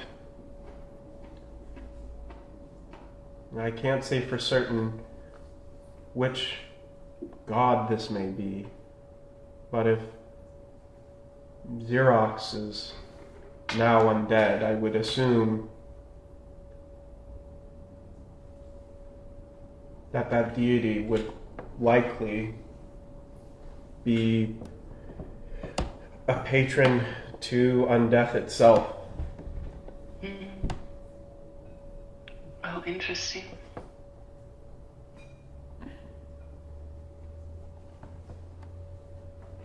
Hmm. And with that, I'm going to start casting ceremony. Blessed water. I think we're gonna need some holy water.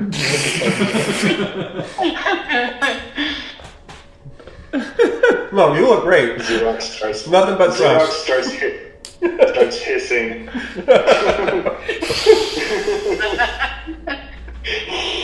Head turns around for a second.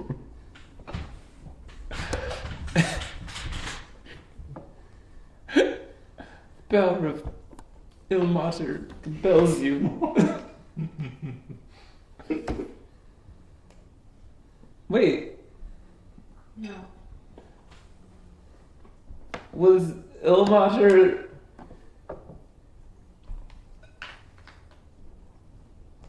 Was the... She looks after the vampires, no? She, they, them? Ilmater is totally a they them deity. Okay. I don't mean to assume her pronoun. Their pronouns.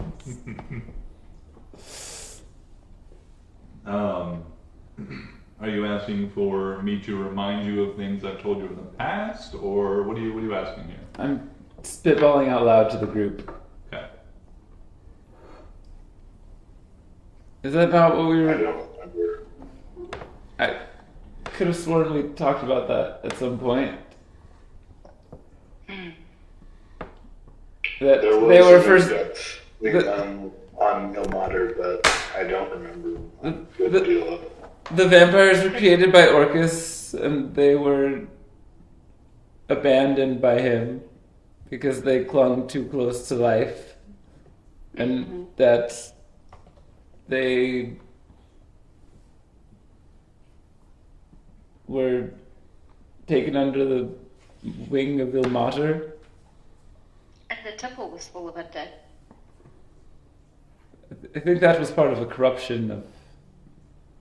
Yeah. Yeah. Yeah, that was a result of Orcus's champion, Bellerophon. Orcus's corrupted version of Bellerophon being present in the temple, kind of defending Because itself. Bellerophon was there, the Orcus powered version of Bellerophon. I know exactly where it is. I can see the notes in my book. They're there. Now I just have to find them.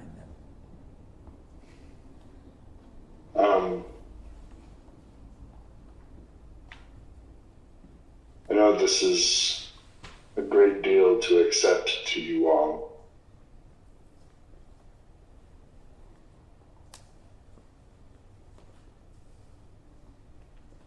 We've known you for a long time, Xerox. Well, a little while now. But it feels like ages because of what we've done. I don't think for me this changes anything. Look kind of around at everybody to try to gauge if people are on the same page. Are you okay, Xerox? It's quite a bit of a personal revelation. It is a lot to accept, but it is something I felt was necessary. My spirit told me this was the direction I must go. It has not steered me wrong. You didn't feel compelled outside of you didn't feel compelled by someone else's will. I made this choice for myself. Insight check.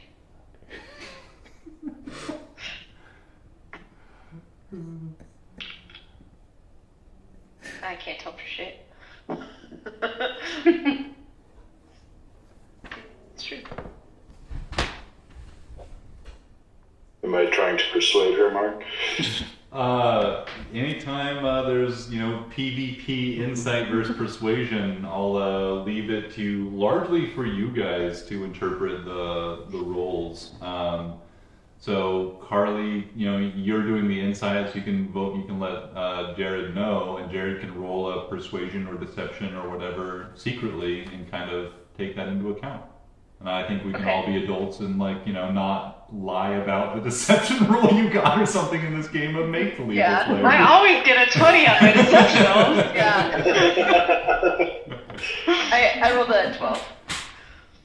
Okay.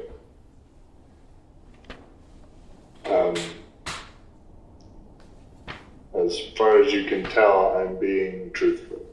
Yeah. Okay. I'm being earnest in what I'm saying, no different than normal. Okay.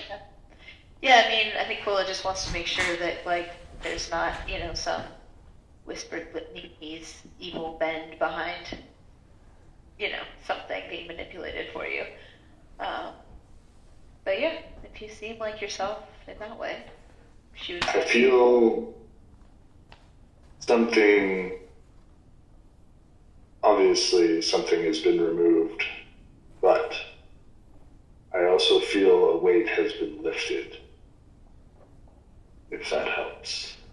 Do you still feel the protection, the boon from Lathander?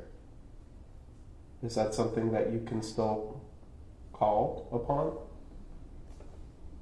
I don't know. That's a good question, Mark. Do you think I can? Feeling that reserve of warmth of sunlight, somewhere deep in yourself that's accessible, it doesn't seem like that's been taken away from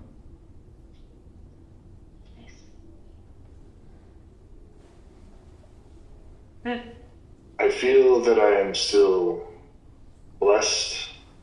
That's the word in that way. Well, I feel really good about this whole situation. I think I'd rather deal with undead than the Imperium, so I think you made the best choice. Sometimes I can't tell when Yoan's being sarcastic. Well, next time we cast Turn Undead, let's see what happens. Just anything I can do to make you feel better. Yeah, you know what? You got rid of all the blood, so I think we're good.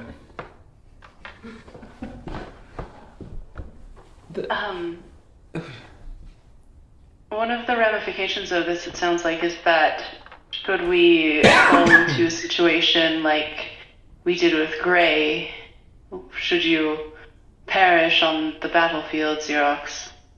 Seems we won't be able to, we may not be able to revive you. I'm not exactly sure how that works, but you said your soul had been the price. Oh, fuck. That is the case. I will have perished doing what I was called to do. I look in my book of tomes and I look to see if Xerox's name is still on there. And on the revival page. That's right, it has the revival portion there. The revival portion of your book of tomes. Can you remind me the magic of that spell? Actually, I'm going to go use the restroom, so look that up while I go pee real quick. Okay, perfect. Richard, could we take a break? That Take this one. would be nice. He ran away and said yes. Alright, perfect.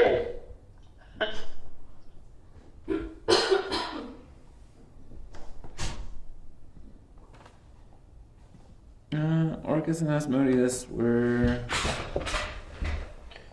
few greater beings that found their way around the great change. They found a way to remain in the material plane.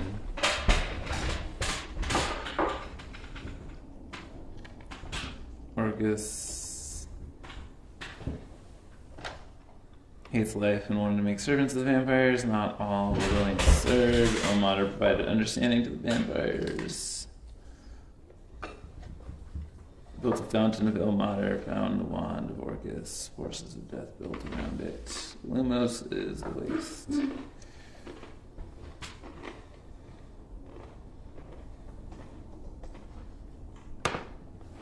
Oh my gosh.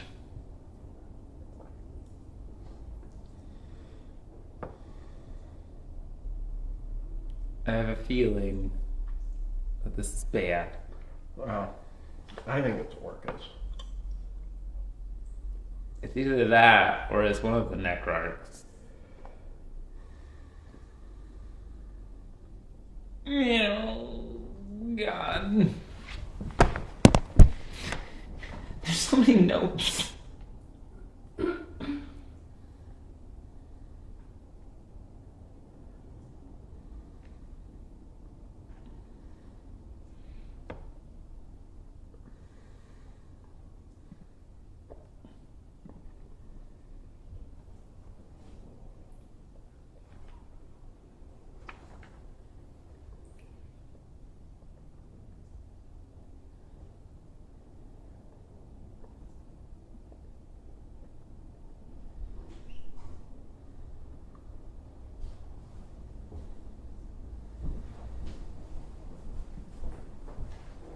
I love it when you look up notes or, listen to an old episode and then test me out. Makes me feel like I'm running a good game. Well, now I have suspicions. Suspicions? So there's either orcas or somehow the Necrarch Supreme is awoken. Because he's a vampire, and him and Orcus haven't been getting along lately. Thanks for the concept. Thanks for the thought. Balance out to a lot.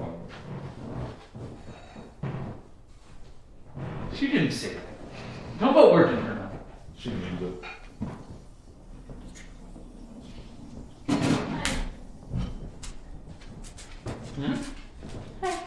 Huh?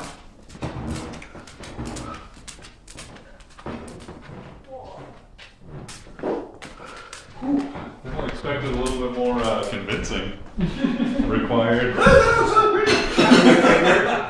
Burn away my blood. That's so fucking great.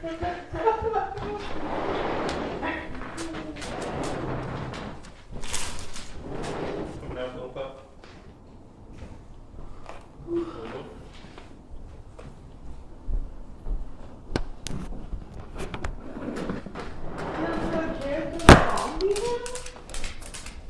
Aww. Vampire, close enough. A vampire? What? Right? How you know a vampire? Baby. Hey! It's a baby! Hey, baby girl! She got her nice little outfit on. She looking so cute. Hi. Looks adorable. Hi! Yeah. Hi! Baby daughter is so cute! Yeah. Oh my god! Stop it! Peter, stop. How is she so big already? I can't hear you, Joe. Why not? I can't hear You've you. been muted. Well, who did that? I think, yeah, I think Josh muted Joe.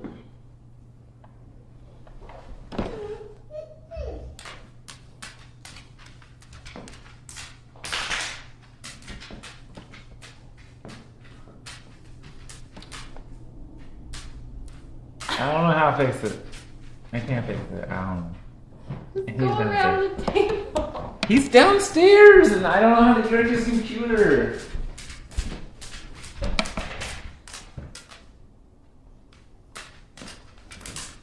Mark knows how to get me excited. I get to play Bludgeoning Blade now.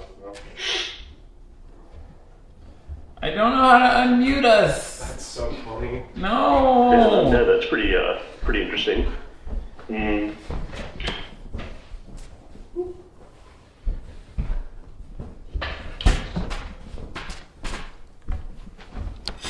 Oh my gosh, she's so cute. Hi, Hi, Nora. Nora, you're adorable. Yeah. Why is she so big now? I don't know. She's growing like crazy. Crazy. Nora, Nora. Hi, Nora. Oh. Hi. Hi. Look at those cheeks. Look at those cheeks. Yeah. Oh. How's she been? Well, she's good. We're trying to get her to learn how to fall asleep on her own, but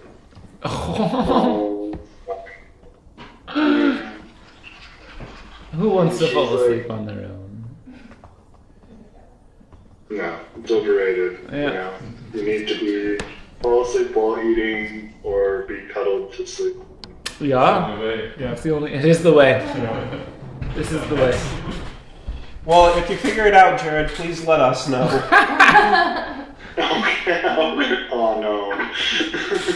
I don't think any of the boys fell asleep by themselves. And never. Yep. Still don't. Cuddle those bastards to bed every night. Yep. We somehow did it with Julian, but Once upon a it's gonna time. be tougher. It's Yeah. because she's so damn cute. Not that Julian's not cute. He's adorable. But. It's also a boy. Ew. Gross. We're disgusting. Lily has just started getting into that daddy's girl phase, and it is the best. It's so good. It's like what you've got going on all the time. Like, I trip, I fall, I run into daddy. I want to dance, like I'm going to daddy. Music's on, run to daddy. It's so. I want a snack, run to daddy. I don't have boobs. It's so good. And the only downside is Molly's taught her how to say money, please. And so now she's starting to do that a little bit. That's pretty cute. Yeah, money, please. Oh my god, that's so funny. That's so good. Oh gosh. Oh gosh. Aww. It's the baby. Say hi. Hi, Nora. Duh. So cute. Oh, is it unicorns on her outfit? Nora. Even better. Yeah, unicorns and giraffes. Giraffes? Mm. Yeah, so cool. So cool. What's going on? What's going on? She looks a lot like Melissa. Ugh. Disgustingly adorable. Mm. Keep that baby away from Jessica.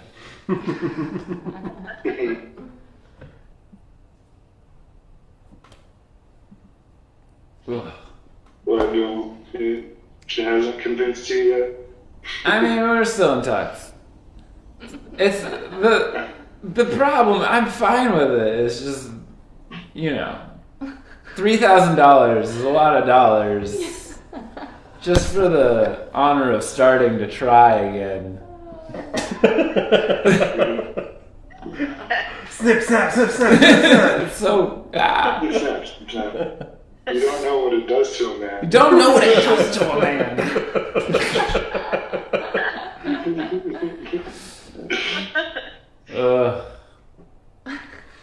It's fine though. It's fine.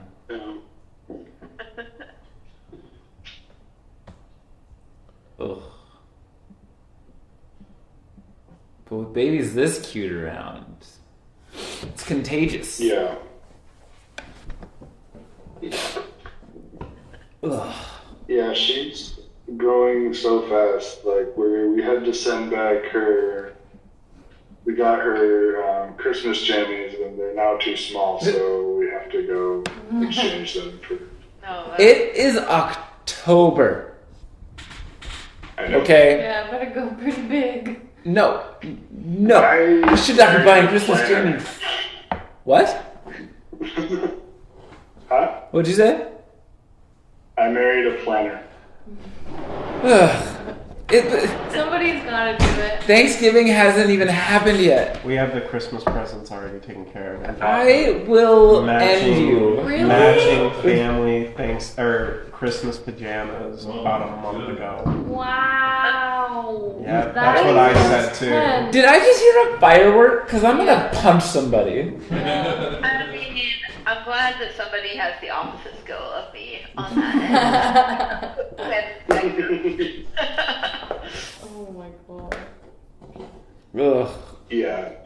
No, if it were up to me, it wouldn't get done. Would never happen. It's cute. No. it would We'd just go never out happen. Christmas Eve. I'd go out and get some Christmas jammies. Yeah, right.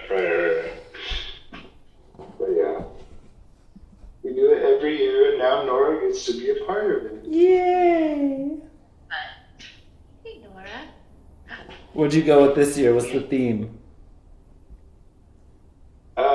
Reindeer and Christmas trees. There you go. It's a good theme. I bet they're real cute. Golden. Yeah, they're cute. I'm sure I'll have a photo or two to share. Have you taught it any tricks yet?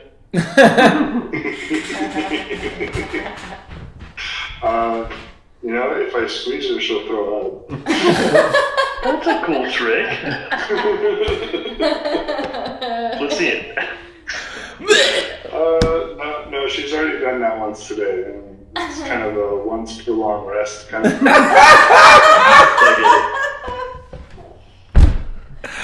Come on, Nora, you can't use your resources too early in the day.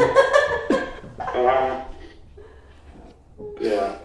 It's when she's in the morning when she's super smiley and happy, I accidentally give her a little too much of a squeeze. So. Yeah. Baby.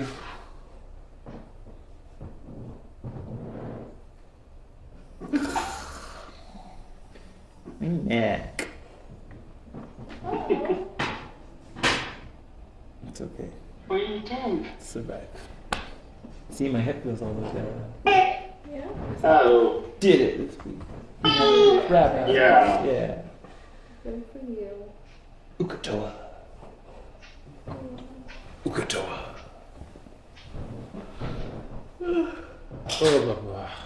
Carly, how was the conference? It was really good. It was fun. It was super nerdy, and I learned a lot. And I met fun people whose work I had read, and also met fun old scientists who were like naysayers to progress. That was interesting. But yeah, it was fun. It was cool. Occupational science is a small field, so it was like a pretty interesting group. And like the first the first people to formally like study it as like a specialty field, it started like 30, like I think it's like 34 years ago or something. So it's not very old. Like I didn't know that. That's as old as I am. yeah, I was like interesting because so there's like a handful of people at this conference who were like part of the first graduating class of PhDs in occupational scientists or occupational science, and at this point they're like half of them are really cool and half of them are part of the problem. It was interesting. It made for some funny dynamics, but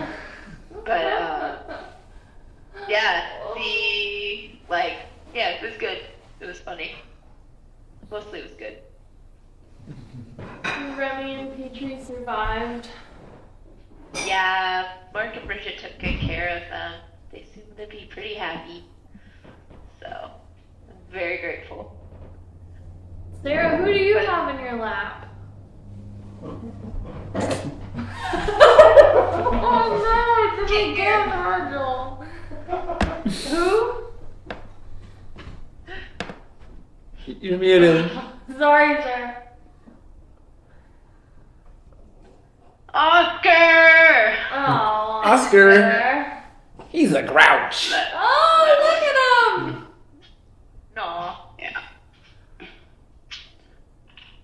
Ugh. He's getting a toenail clipping, so. Ah, Our cat needs one of those. so does mine. I'm scared to do it. I let Jessica do it every time. It's going to do it, yeah. Peridot likes Jessica. Does it like you? Not really. Yeah. She just wants me to feed her. That's it. Mm. Every morning. No matter how. I haven't fed her in months. Still wakes me up. No.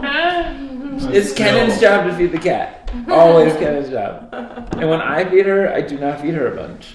I'm just the first person to wake up in the morning, and she's like,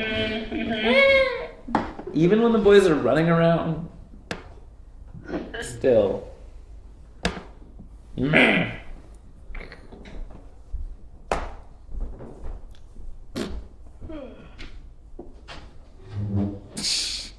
Oh my god. We all. Too much cuteness. Alright. I think so. We got halfway done. I'm here, I'm just eating soup.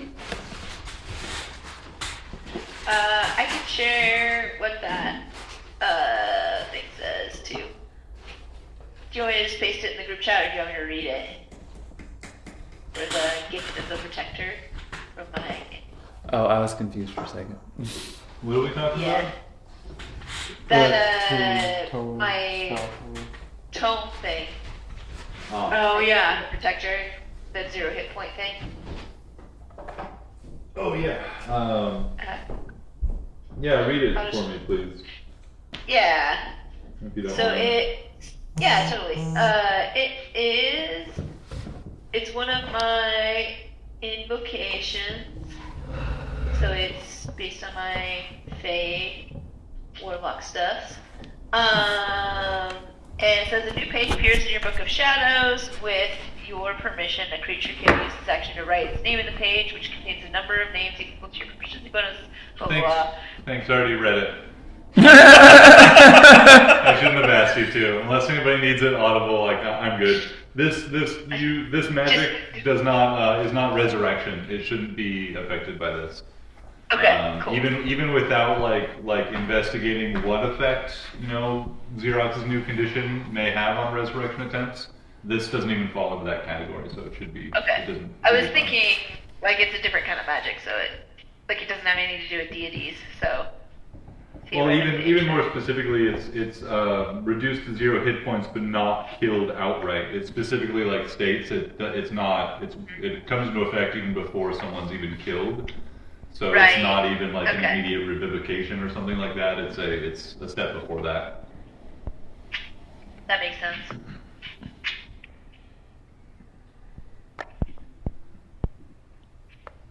Hmm.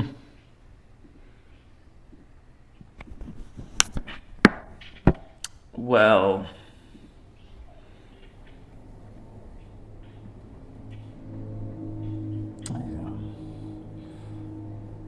This is going to be interesting.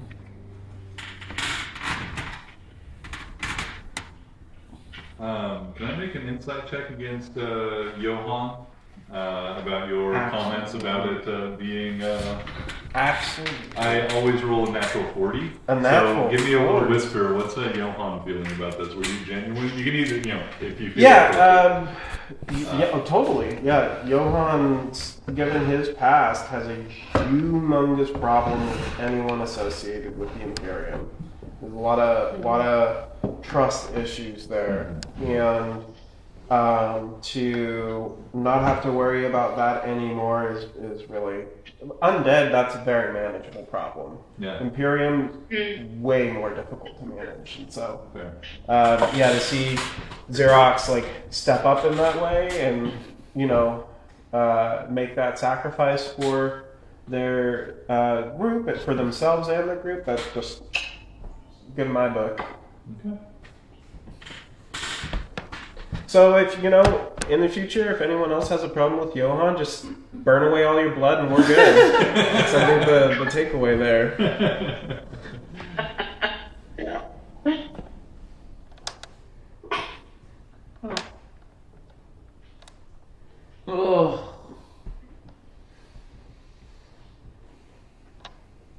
There's so many implications. I think possibly better discussed in the morning. Yeah. In direct sunlight. Agreed. Direct sunlight. This is a great vintage sun, okay, I think, so it'll be fine.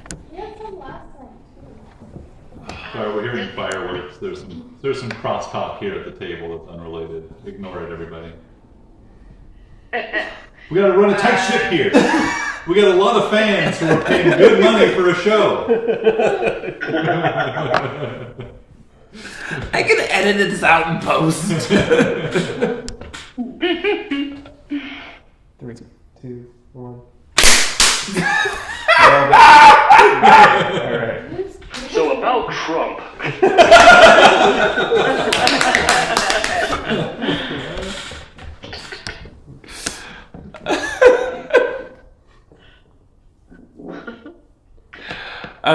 In the morning, yes. Yeah, I'm tired. Let's go back to bed. I like after the just like saying that, I remember the situation with Ratha, and just sort of like look up at the sky again and look out at the clouds. And we, I think, hopefully we can get some sleep while we have the chance.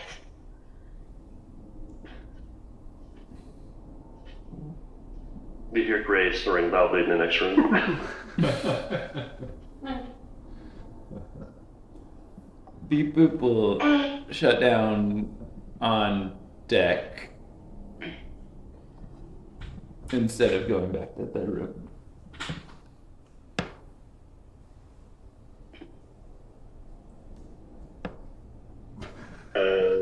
I guess Xerox will, with the group's permission, continue her watch. Sorry, You're gonna resume your watch? Yeah, that was my next question. So yeah, if you're gonna resume, I was gonna ask if you guys leave Jared to or leave Xerox to finish out their watch, or do you send them to an early rest? I need my beauty sleep, so I'm good. I got rest up. I'm on deck. If you want to sleep, you can.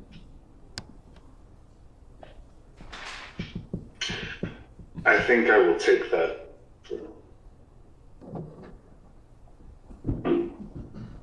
Yeah, Quilla goes back to bed. She's pretty okay with the idea that Xerox is now like Visigoth.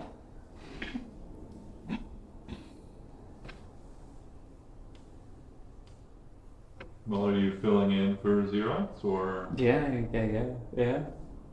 don't say I'm Yeah. Yes. Well, she said she's going to bed. Yeah, I'm up here. This was not clear. The conversation the suggestion was made but not confirmed. All right. So Xerox, your Beep Boop gives you the go-ahead to, try and get some rest after your strange and eventful night. You head to bed? I do. Leaving Nazira and Beep Boop to keep a watch for the remainder of the evening, it sounds like. I would like to send that sending to Visigoth Excellent. and say,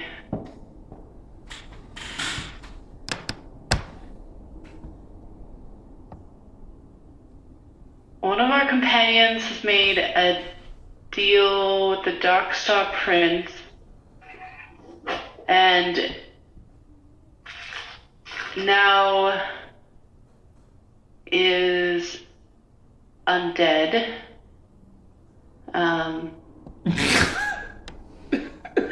No, you kill that.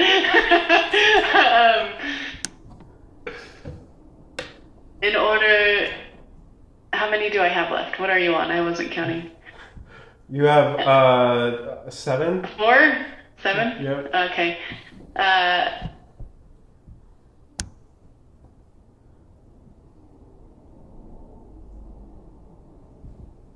To sever ties with the Shemidai.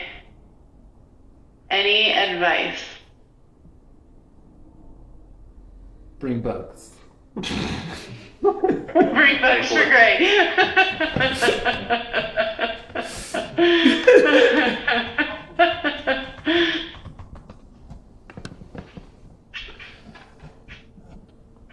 You shortly hear the response from a familiar voice. Visigoth replies, "If they're like me, a gift and a curse. Freedom and expiration.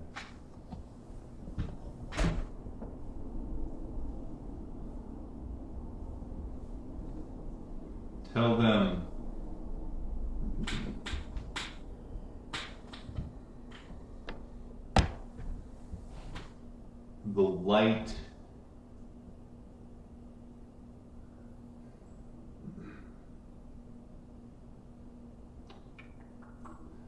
the light can satisfy the hunger and to remember themselves."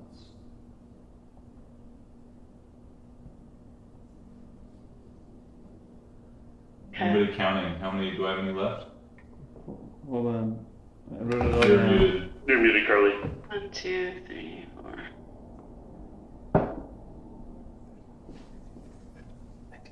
You're still muted, Charlie. You have one left. One word? Oh, One word left, sorry. Nothing then. okay. I'll be right back up. Actually, and- no. Instead of nothing, they will. The last word will be recast. Okay. I will recast sending. Alright, I've recast it. Be sure to bring more bugs.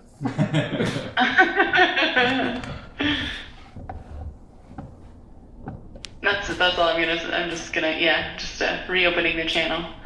The response comes in.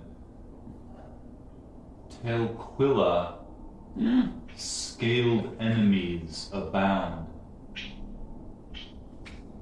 Hailed enemies? Scaled enemies abound. Scaled, okay. Their plans come to fruition, and their boldness grows. What do you know?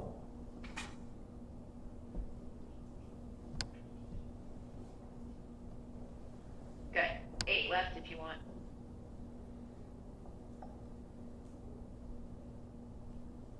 I think I'll leave it there. Do you? No. Okay.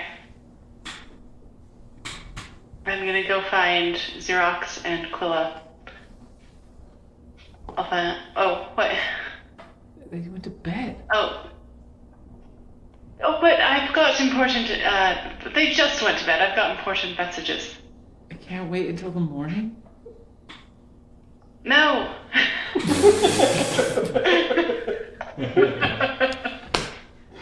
I like hear Nazira whispering halfway down the stairs. Whispering, shouting. You know, everything's happening so imminently. Alright. I don't think it can.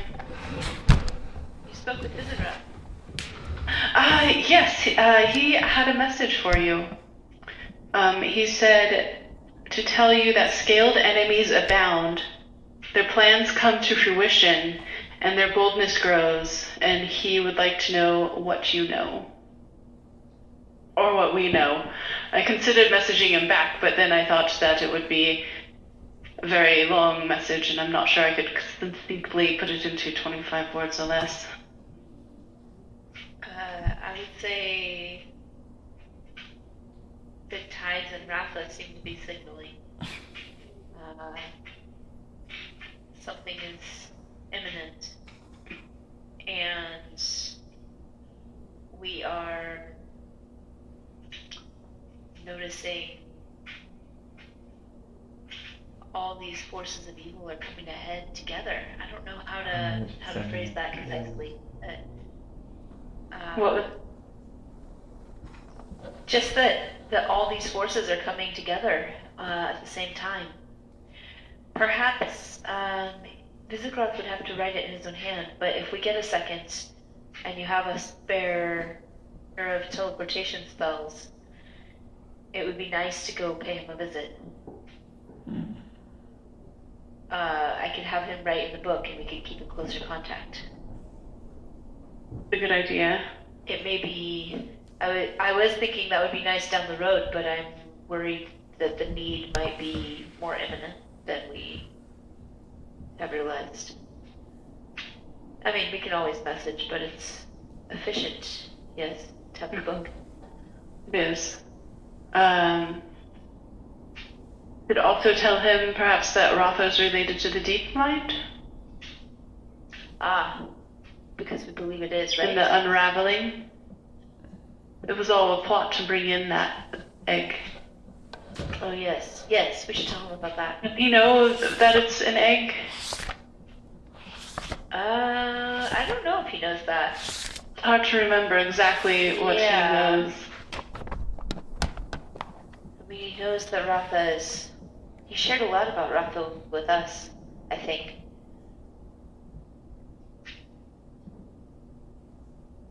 Did he know? I don't think he knew about that. Maybe he didn't, actually. Just telling him that maybe we should tell him that it's tied to Rafa. What's the creature that's inside the Rafa?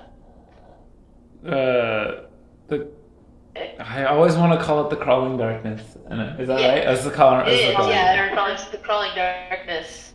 Actually, it hasn't chosen a name yet. AKA the first nightmare.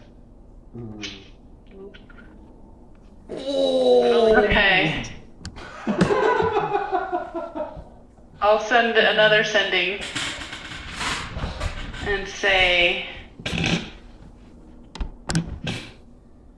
Aquila says the tides and Rafa seem to be signaling, and we are noticing multiple forces coming together at the same time.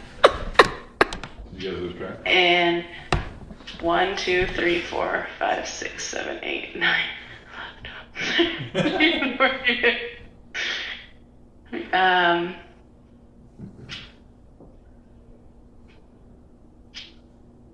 Crawling darkness resides in Rafa. And then I'll resend it. What? Yeah. Maybe you can read over these. Deep mind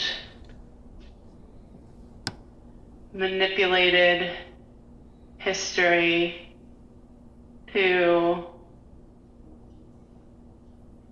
bring Rafa in. It is an egg.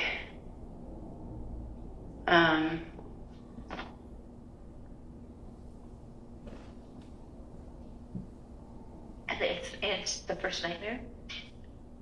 Should we maybe use that name? In case he knows it.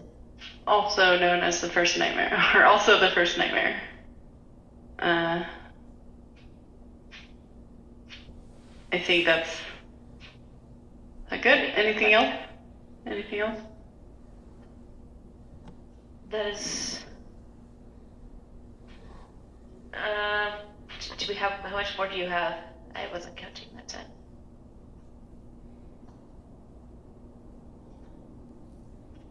I was counting and then I stopped counting. Maybe just I think I did 15. Okay. So 10 more? Maybe something about like 20. other evils. Other evils are abounding, and all But we told him that before. Maybe let him know that we're dealing with the rot at the tree. We are At this dump. at Great Tree.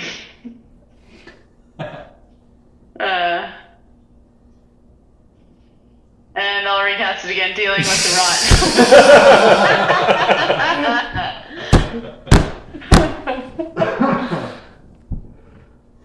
Okay. There's a lot there. You get, a couple of returns. Were we not recording? I have my phone. Oh, cool. I didn't pause it. No worries. Yeah, you get because you cast that like 2 or 3 times there, you get a couple of responses back.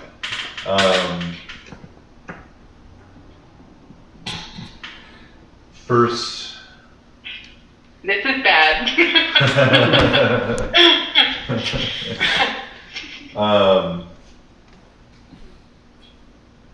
First is that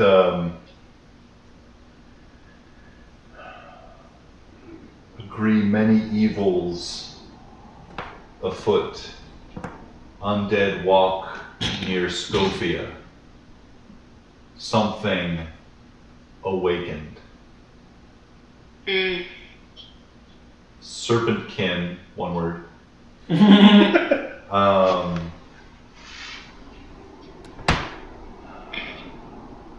Must be rising to meet the moon. No. Says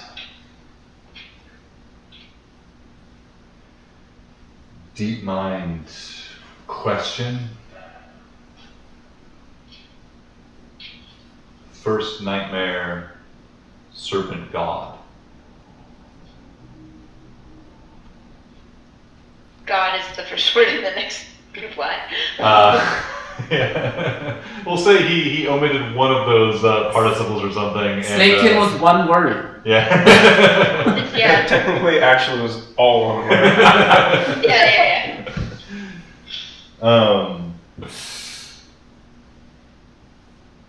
It says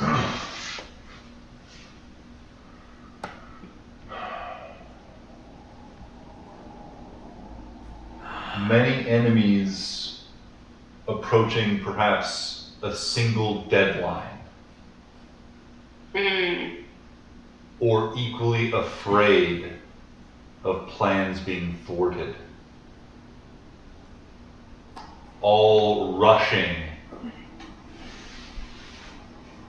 to their goals, perhaps. Directly or indirectly related.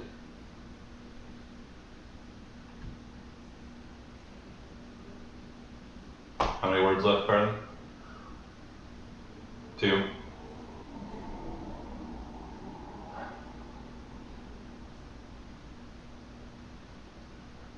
We'll watch. Plus, I think you still have one more message to reply to. Mhm. I could do. Yeah, there are 3. Yeah. Lastly says, Wait. After he says that second reply, can I add on to the yeah, you words can of slip my in, last message? slip in a little bit. I'll say, deep mind, illithid, power? Do we know exactly what the deep mind is, other than it's like illithid god, or illithid elder brain or something? Yeah, you're not sure, I don't think. Okay, power works fine.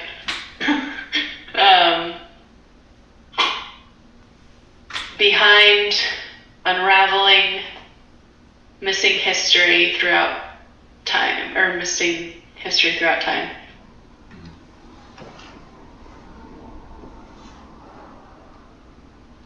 Missing to me as well. He's undead. If your friend would like introductions at Loomis, allow me to repay a debt.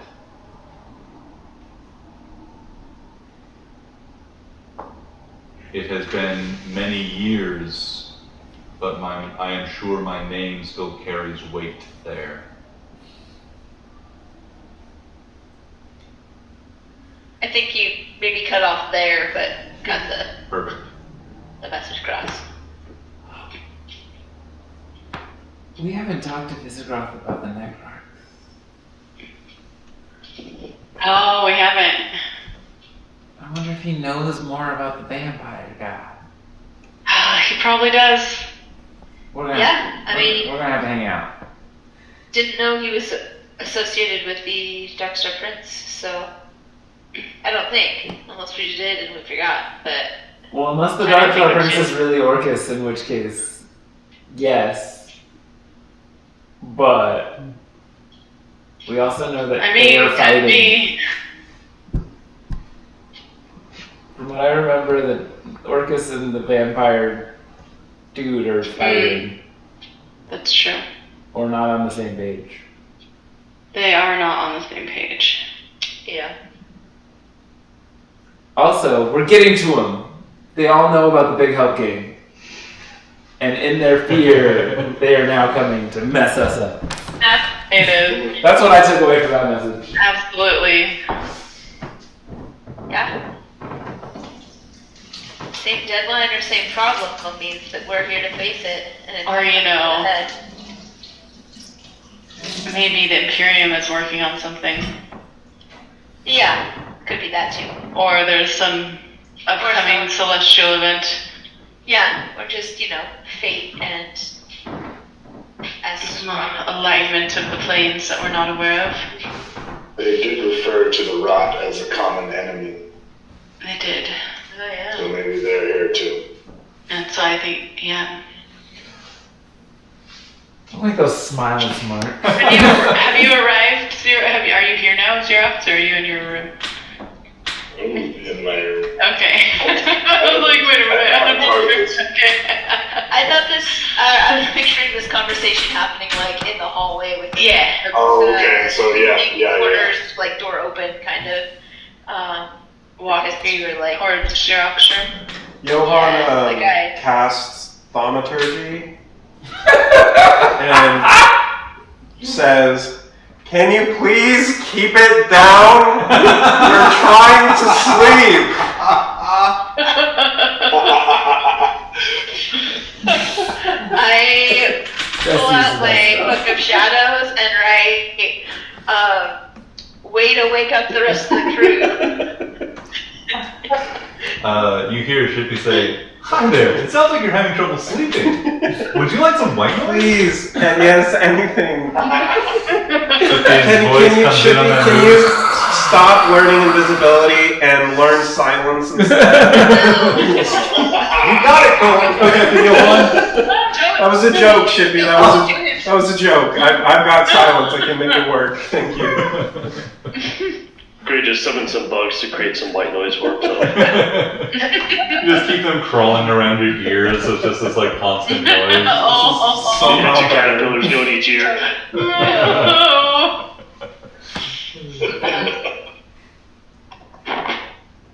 Alright, let's find Nazira definitely lowers her voice though now.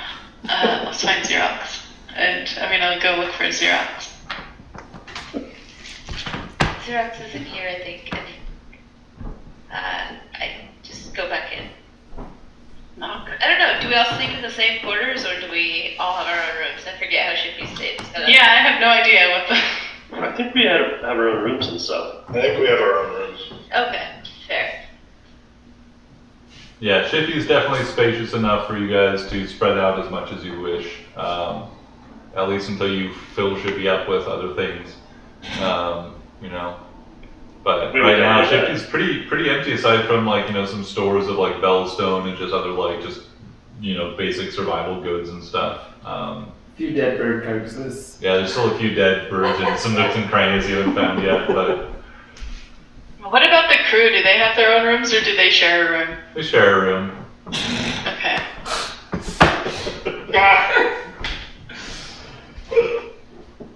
They get to thinking about unionizing.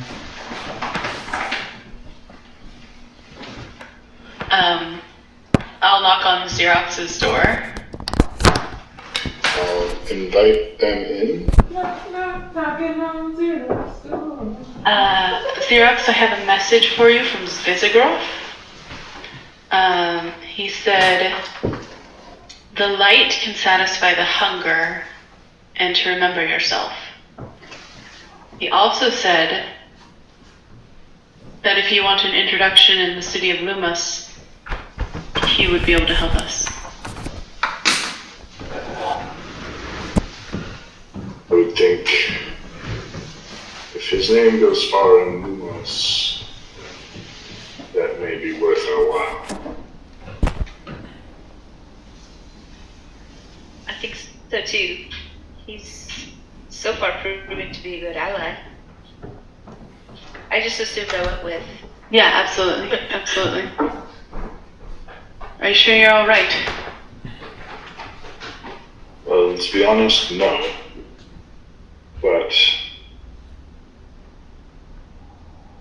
I feel at peace with my decision. But we'll see what all right is as we move forward.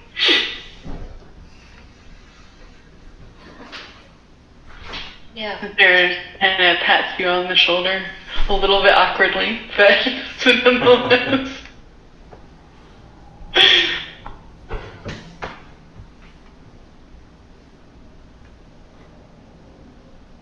Well, we'll just have to make sure you don't die. It's a little late, but I mean, from this existence. agreed.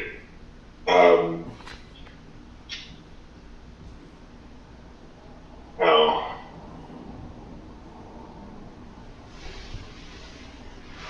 I shall alert you should my condition change. I grow weary. I feel the need to take my rest. All right. Good night.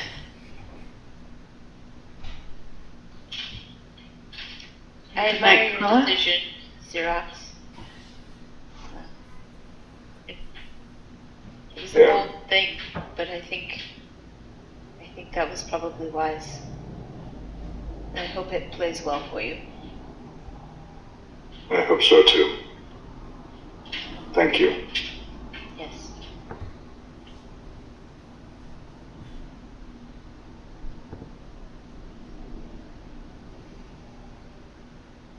Nazira will go read. Oh wait, we already did that.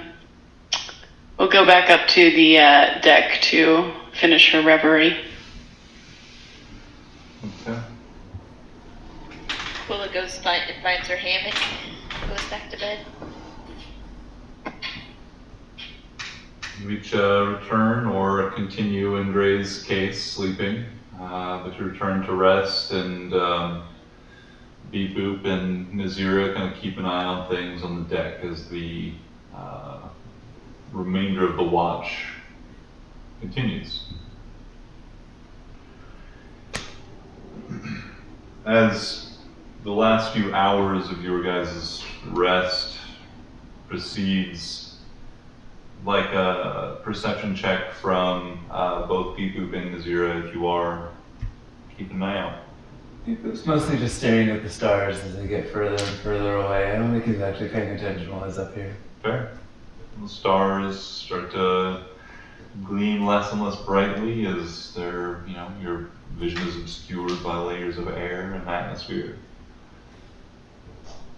Your attention is there. Of course, making sure an undead Xerox doesn't come rampaging through the ship, but aside from that. I mean, at this point, Looking there's at the nothing I can do stars. about it, just like. Got a 24. 24.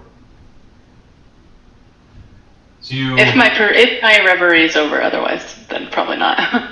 Yeah, this is during enough of a long period of time that would allow for you to finish your reverie, and you spend a little time just walking the deck of Shippy, looking out and looking down as you descend closer and closer to this storm of strange necrotic clouds. Your vision is, you're looking down at the, near the center of where the rot is located, where the tree is, the heart of all of this. And you start to see what looks to be like tiny little specks rising up from the ground. There's like, at first it almost looks like a cloud or a haze, but as you're getting closer, you can tell that these are individual things, not any haze, not any fog or anything like that. There are things rising up from the swamp, from the rot. Great number of them. So much so that if you were on the ground beneath these things and the sun was high in the sky, they may blot that sun out. Thousands upon thousands upon thousands of things are rising up out of the swamp, out of the rot, flying or floating into the air. Got a 20 what on your perception check?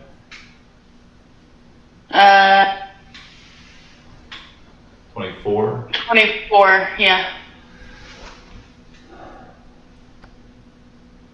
Can't remember if this was you that specifically saw this in a scry or if it was maybe Quilla, but at the very least this was described to you.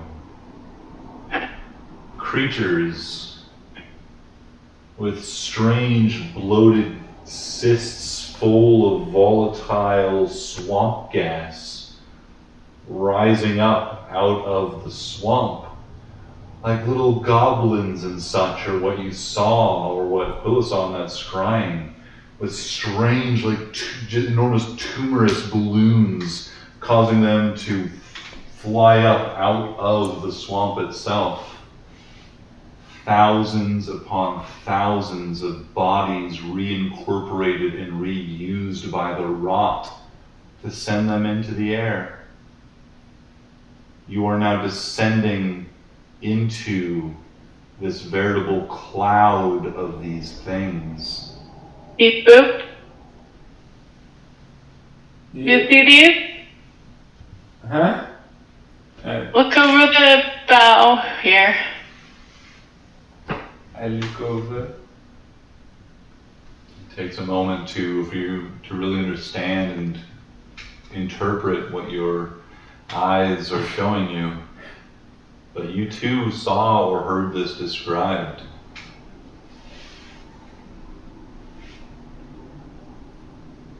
Yeah.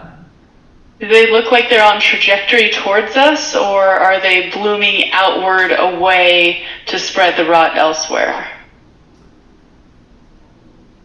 They are not seeking, it doesn't seem like they are being released upon a wind to take them out and spread.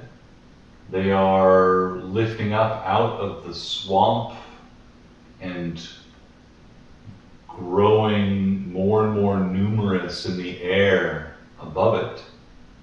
And the sky above the swamp is growing heavy with these things, thick with them. An approach via airship will take you through these things. We're gonna have to teleport.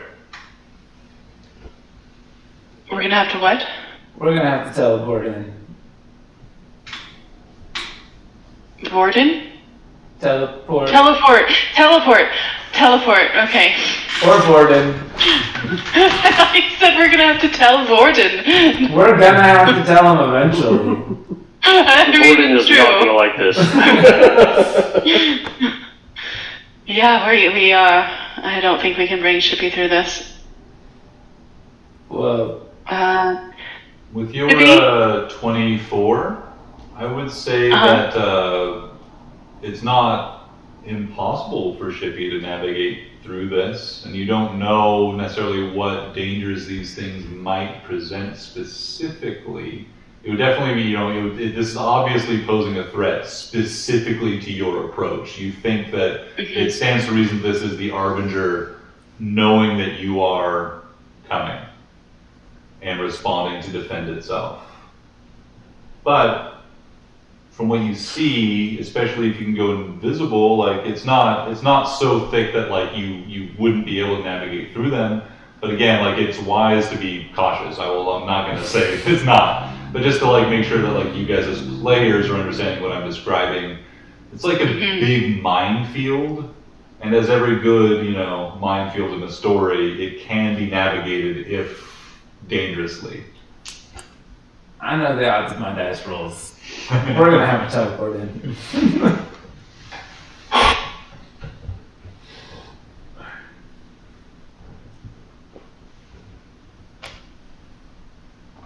Yeah. You didn't use all your spell slots with sending, did you? Well, I've had a long rest, so I think I'm all right. Have we officially gotten a long rest? Yeah, I would say that as Quill and Beep Boop kind of assess this and take a little time, it's kind of right at the very end, the tail end of your guys' long rest. So you guys all can account for one. I only have a -2 to all stats and abilities and saving throws. The trouble with teleportation is that we may not get there. Or get there, we might be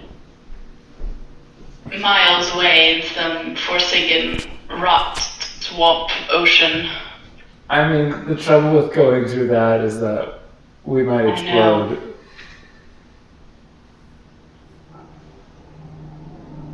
Well, maybe we wake everyone up and let us all decide together.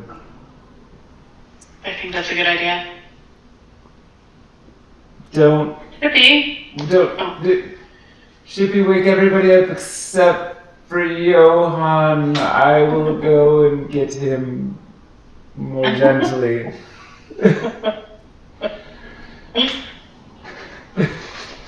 And I'll walk off to wherever Johan might be sleeping. I keep my eyes on these towers of rot bags. Even as Shippy communicates to each of you that morning roughly has come and time for more war planning is now. Shippy also says to you, Beep Boop, that do you want me to discontinue my sleep aid services to Johan now? Not. What? I found, and I'm remembering, thanks to Johan's special particular needs, that I'm quite capable of assisting most living beings in achieving rest. Many beings require distractions, while others require absolute silence. I have some experience, I'm recalling, in helping.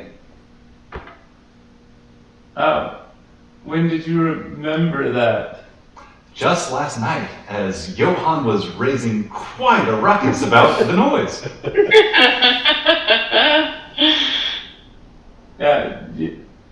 I'm going to try to gently wake him.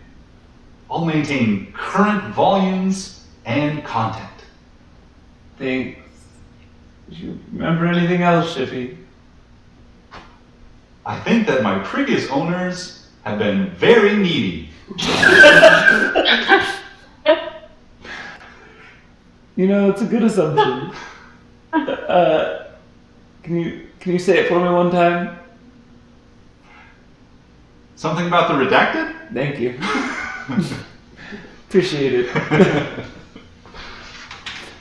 And I'm off to wake Johan up with some chimes and gentle homes and Go belly to Johan's rubs. room and you hear this quiet, kind of like a like kind of like the sea, but it's definitely, you can tell Shippy's just making noise in the space. Very good job, Shippy. So peaceful. I'm gonna continue making the noise. You can stop now. It's okay. Johan. Carla.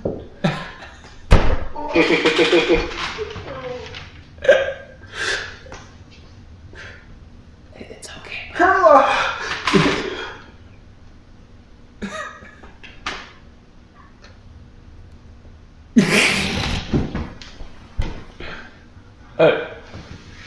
Are you? What are you doing here? We have. Something we got. There's a problem. There's always a problem. Okay. You okay there? I'm a little. I'm a little shaken. I heard from a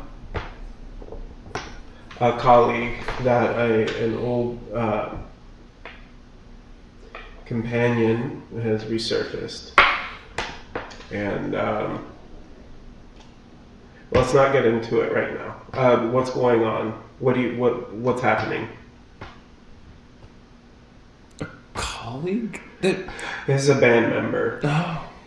She was captured by the Peacemakers a while ago, and seems like has resurfaced and is back under their control. Can you be sure? It's a long story, but we've been searching for her for a while, and she's been reported in Ketten, and seems like she's swaying the people there to the Imperium using techniques that our band developed. But this sounds pressing. Wait. Oh, fuck, you told Gray that.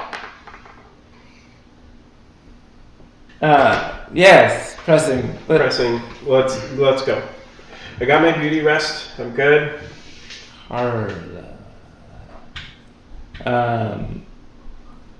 Yeah. Everybody's on the deck.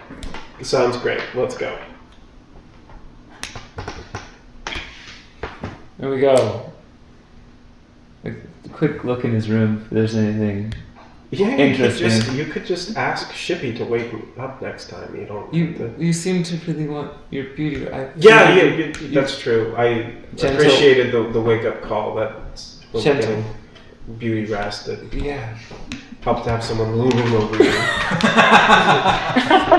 Better than a ship in your brain.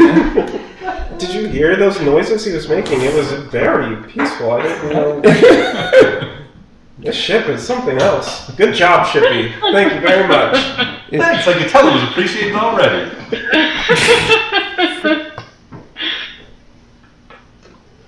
I don't understand. Yeah, okay.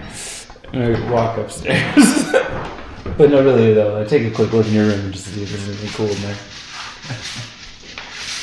Is there anything cool in your room? Is there anything cool in my room? Yeah. I need to go people this very consequential thing is decided. I rolled a 14 perception. Is there anything cool in my room? I didn't. You have that how to defeat everything. Yeah, I had that open. I was just a little light reading before bed. Sick band posters, teen idols, heartthrobs on the wall. I haven't had a lot of time to move into this room. I found something last night and just sort of ducked in. There is This is your. Oh shit! This might be your first night on Shippy. This was my first night on Shippy. We're really bad hosts, guys. So I just kind of found a corner and ducked in. I had my gear, my bag, my instruments, my loot, my weapons, armor, all of that kind of off to the side. I have something that Johan does every night is he likes to write. He likes to kind of create lyrics of different things that have happened to him during his adventure. There was a song that he had developed last called Apoapsis Reverie. So I think you would probably would have seen that. Other than that, that's the little lyric book, some instruments, armor, backpack, all shoved into the corner that Johan found last night. Didn't know he had a room, so he just... You know, I think there's places with beds on the other side of the ship. Have to take your word for it. If you want, but yeah, tell me a little bit more. Ellis came last night and kind of tapped on my shoulder. It was really busy night. Ellis was bugging me, they had shared cabin space. Bugging everybody right now. Let me tell you, it was everyone. Not the most restful sleep that I've gotten, but Shippy did a great job, kind of setting the tone for the rest of the night. So, shout out to Shippy. Thank you. Be sure to name drop you in the next album. Shippy says, if you like any backup vocals, I'd be happy. Let's keep this conversation going. Maybe not right now, but I'd love to. We'll have you try out. Be happy to throw my hat in the ring, Co-Captain Johan.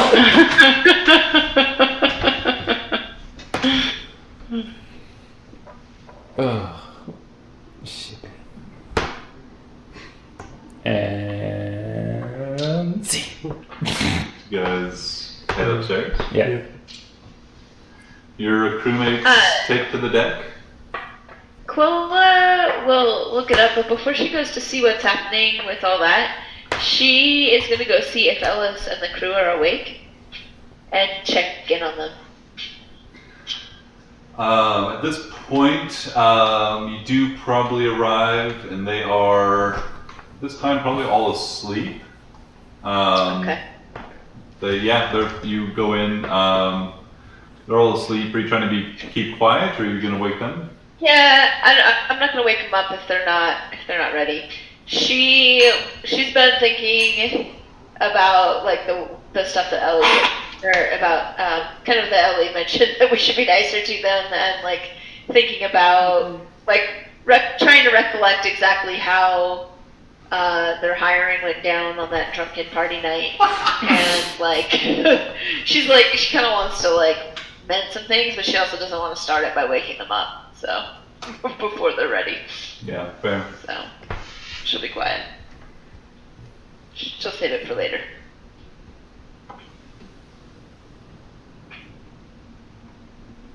Gray attempts to stomp as loudly as possible on the floor above them to try and wake them up. Gray. We hire to help, not sleep. Everybody needs to sleep, Gray. Let's first see what the situation is. He stomps off loudly.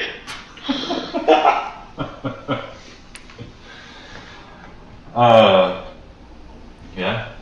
You guys follow Gray, Quilla, Beep Boop, and Johan are up on the deck. Everybody up and awake? Mm-hmm. Yep. I'll leave it to you then. First things first. Xerox steps into the sunlight and... As you guys do assemble here and begin discussing your plans and the worry of the threat that lies below you, dawn does indeed begin to break over the horizon. Light spills across the sky and across Shippy's hull. You can see it first just strike across the side of Xerox's face and profile. Xerox, it feels pleasantly warm.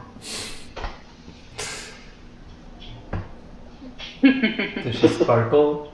She does not sparkle. All it does is... Xerox stares at you awkwardly.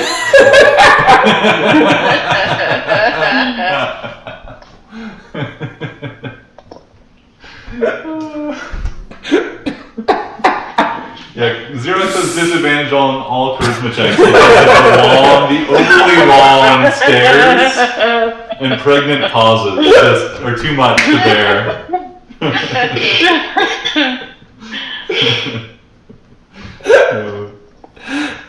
Really good at baseball for some reason.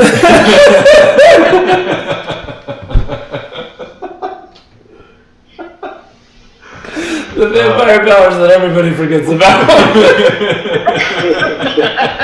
They have bad powers.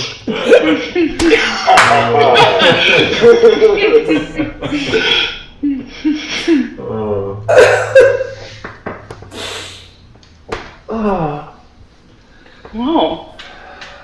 Couple minutes as you guys begin talking and take some relief in the sight of Xerox, as you guys are kind of like seeing that and like maybe subconsciously at the very least breathing a sigh of relief.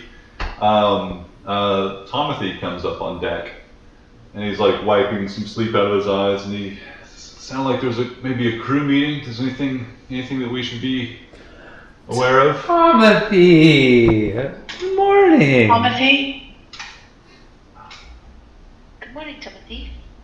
Good morning. I was sorry to, We heard some marching or stomping up here. We thought there might be an emergency. sorry to have woken you so early. And I look at Gray, give Gray some stink eye. We were just assessing the situation, but some of us don't seem to be able to do that quietly.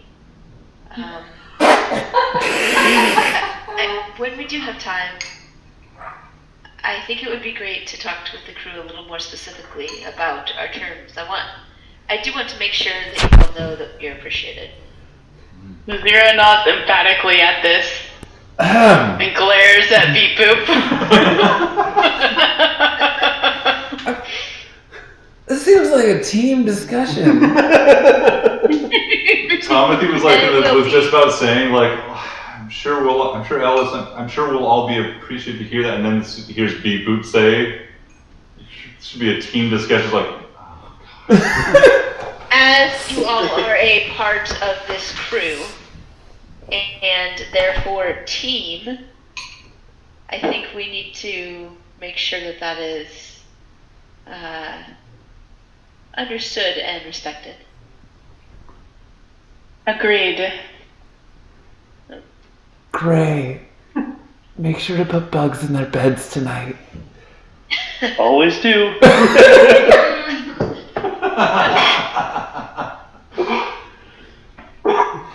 Timothy sighs. Says, well, let us know if there's an emergency, I guess. Heads back downstairs.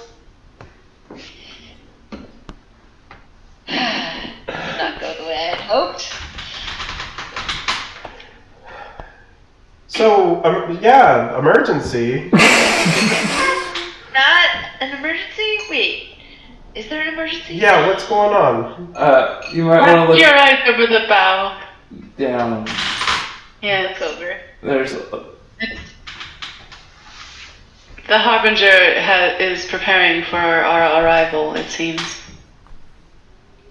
We're making our way through that, seems. We're debating on the best course of action. Does it seem like is Shippy still going towards this? Yes. Oh, okay. How far away are we from it, Merc? Yeah.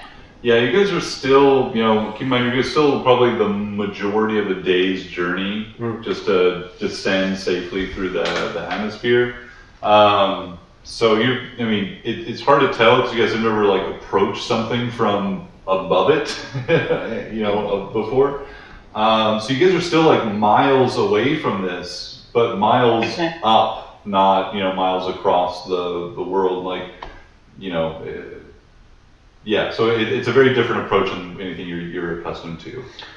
And is this like a kind of like a flat Earth sort of situation, or is it kind of making a dome around the stump? Like You definitely are aware that there is the world of a sphere. Okay, there's some curvature going on. Absolutely. All right. So it's more like a cloud or like a mushroom or like some like umbrella created this space, because like as these things go up, you're also, as you guys are getting closer, you're noticing that as these like rock balloon goblins are like going up, and like some of them are like meeting this like cloud of this necrotic cloud and are being destroyed by it. You see that some of them are being like struck by volatile energy within those clouds and are being just destroyed. You see some are just like going in and just disappearing, but there's enough of these things coming out of the swamp to replace those lost, but the effect is a region above the swamp and specifically above the tree, kind of like this envelope sort of like umbrella cloud area that is basically been a minefield has been laid throughout the air above that space. But that is not, those things are being destroyed, they're being consumed, they're, failing of their own rotten, pathetic, goblinoid body device. Like, these things are not like made to last forever by any means either. They're made to go up and destroy you maybe, or whatever, protect the rot for however long the Arbinger wants. So yeah, it's a minefield. It's a minefield above and around the air space of the Great Tree.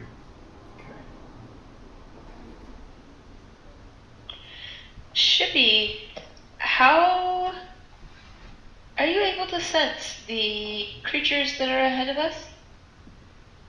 No. Okay. What about the rot below us? How can you sense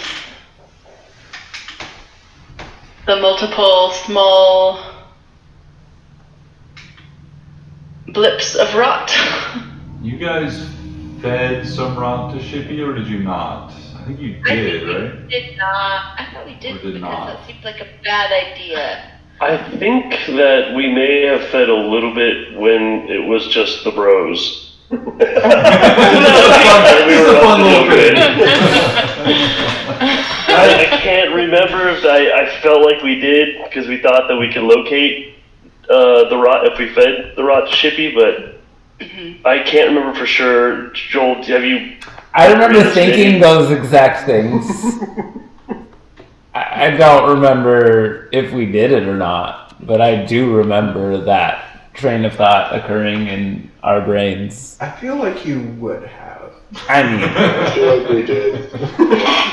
I feel like it's something we probably would have done. Yeah, without adult supervision, we definitely would have done that.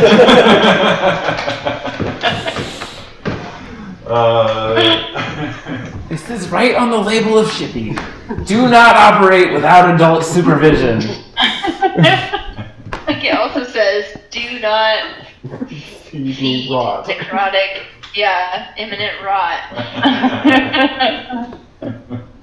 Interplanar imminent rot. I mean, shit happens.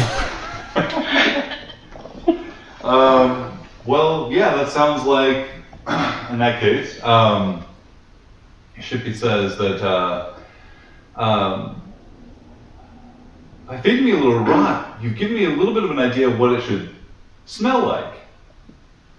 And I kind of smell things with the tuning fork, but what I'm sensing now is a lot of rot from below us, and those, if you're saying there are tiny pieces of rot, I can't distinguish those. I thought that might be the case.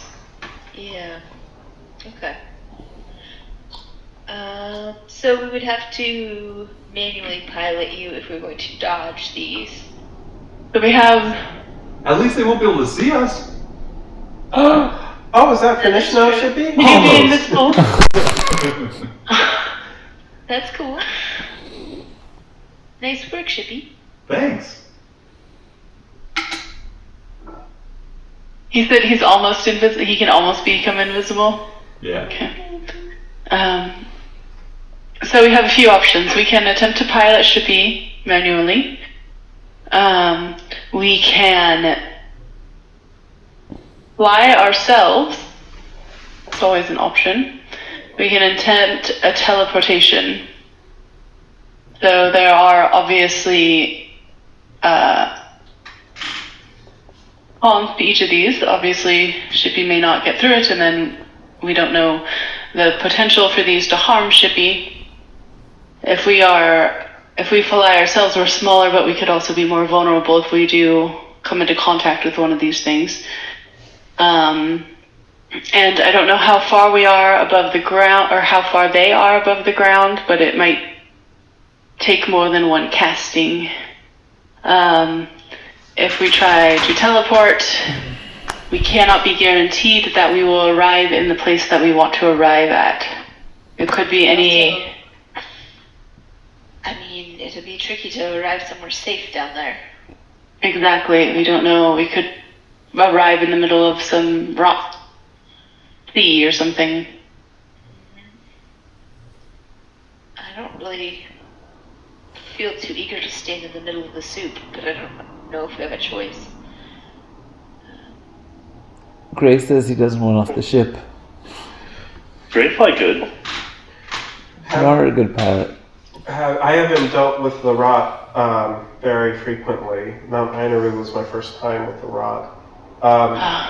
Have you all tried some kind of like protection before, like wall of force? Do we know if the rot can pass through that? I think we tried it in the last fight. I don't think it worked. Against the Harbinger. I don't think it would be able to pass through a wall of force. But the wall of force can't move. So it wouldn't be able to... The best I could do would be like a corridor of some 50 feet or something.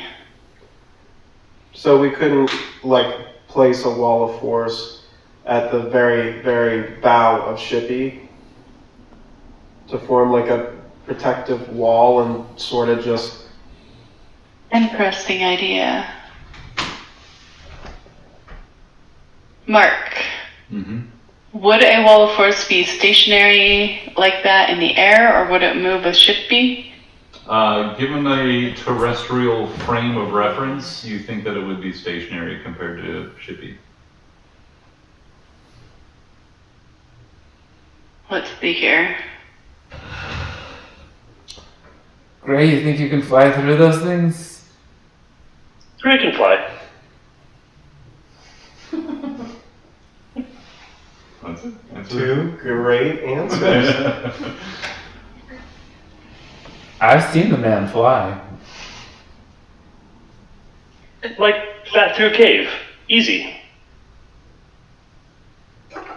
Gray thinks you can do it. I have no reason to not trust him. And her judgment is sound. But we need to get under somehow, right? Yes, we need to get through that. Eventually. Do we have It a way says the wall can be free floating or resting on a solid surface.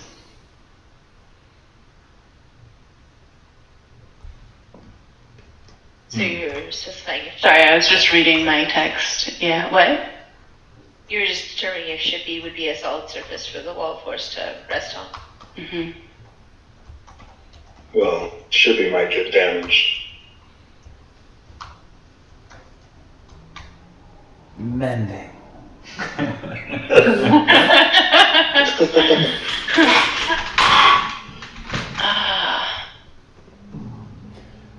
You send Hootsworthy to scout.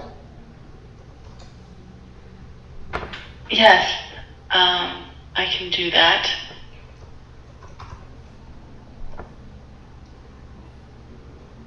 I can also use my eye.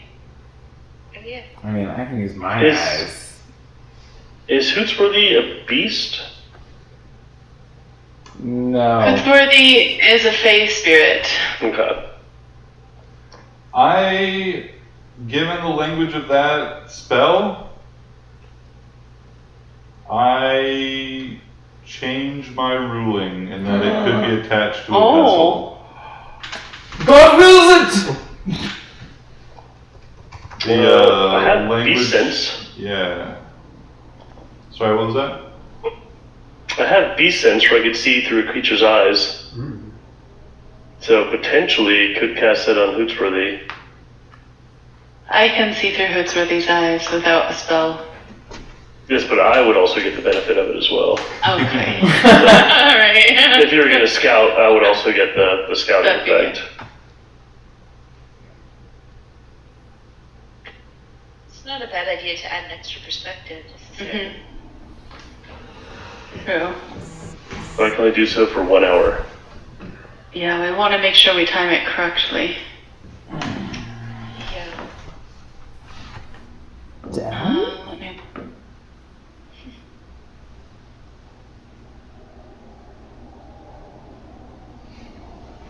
You guys can give me to kind of help you guys kind of like take in the risk of this minefield and your approach. You guys can, anybody who wants to give me either let's make it a there's no like navigation skill, unfortunately. Survival? Yeah, you can make it a survival. Survival's wisdom or intelligence? Wisdom. Yeah, you can make it a survival check or just a flat intelligence check. 18 survival. 19 survival. 14. 21 intelligence. Only 8. 16 intelligence. No, actually, I'm 16. I just realized. Never mind. Plenty of you've reached the threshold here. I think the consensus that many of you could draw is that, of course you can't predict exactly how much navigating through the minefield will slow you down. But like hypothetically, if you could continue with the current, like at your full speed, it would probably take you no more than an hour to traverse it. But that's unlikely that you'd be able to go at that full speed. So you're looking at probably more likely like 1 to 2 hours of time where you're actually traversing the minefield, trying to get down to the surface from above. But all that, is very contingent on the dangers as they present themselves in the moment and your ability to navigate.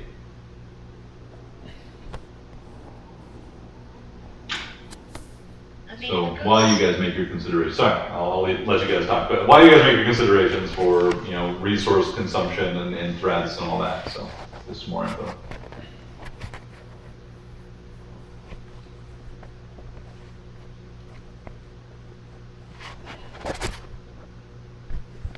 Alright, so...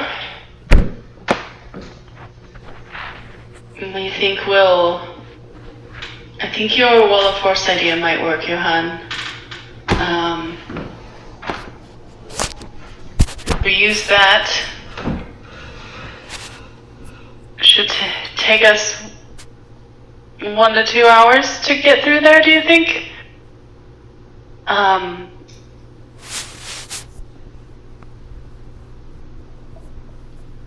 we should be invisible. Invisibility only lasts for an hour, though, doesn't it? Or is it 10 minutes? And it's an hour. It's 1 hour. Okay. I thought it scaled with size, so, Shippy would get even more invisibility for longer. But the Maybe wall you think it would scale in the other way, or you would get less time.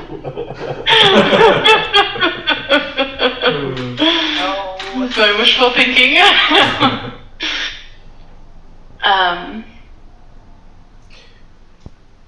Shippy, how often do you think you'll be able to cast invisibility on yourself once you learn it? I don't know if there's a limit so long as you've got the materials. How much material is it going to cost? I'm not sure. Spicy. Okay. Do you use your own personal spell slots for that? No, what I'm building now allows the spell you guys cast to apply to all of me. It's a really impressive feat. If you don't understand that, it's really quite a big deal. It is impressive. We just want to make sure we know how it works. Great. And Wall of Force only lasts 10 minutes, so No, Wall of Force lasts longer than that. I don't think so, does it? I thought it did. Because usually we use it in a battle, so it lasts a long time in a battle. That's true, it is 10 minutes, never mind.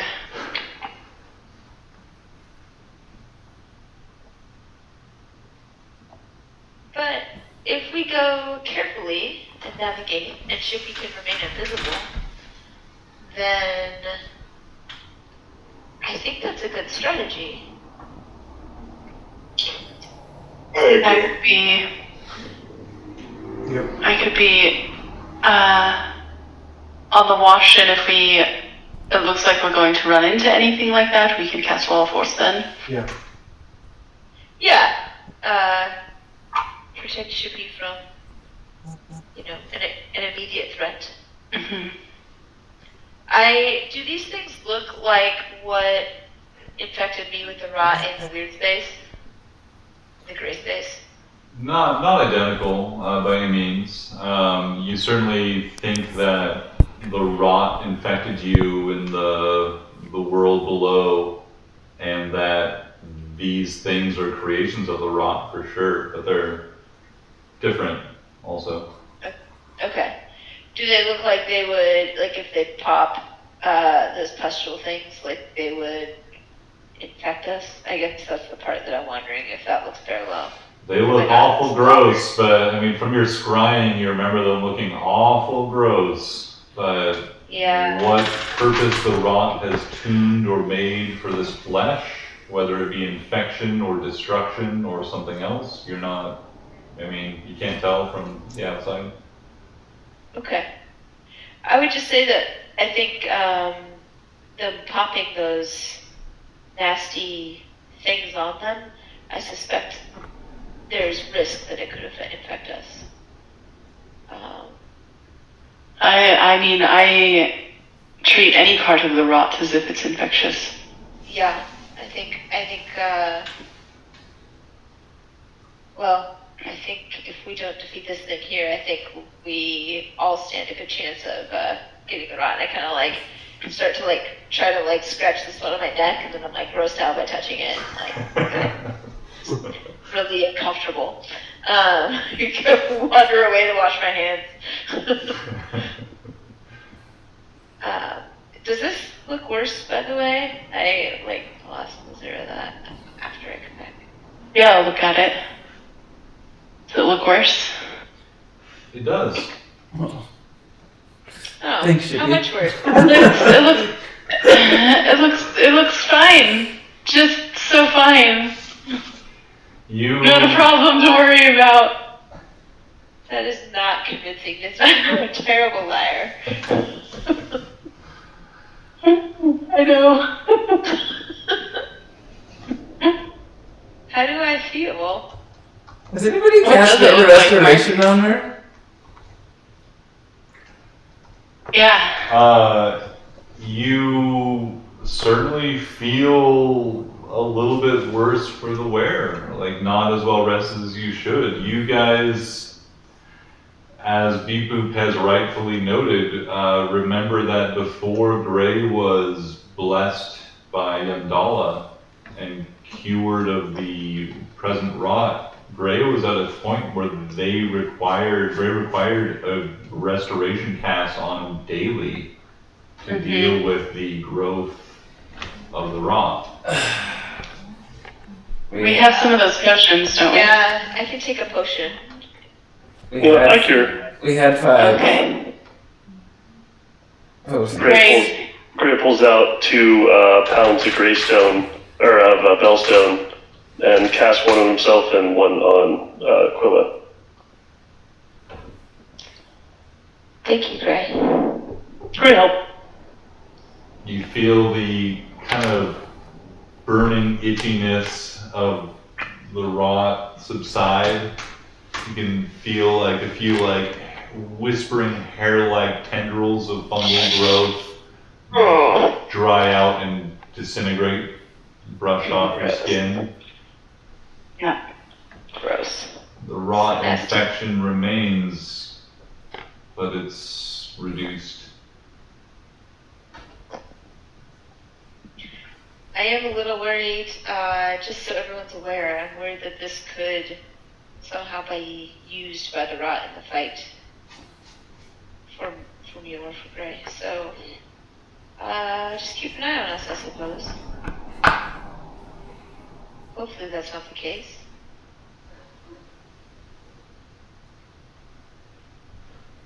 Are undead immune to disease? Give me a religion check.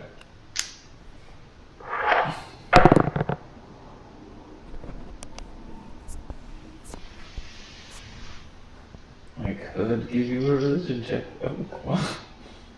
That's intelligence. 17!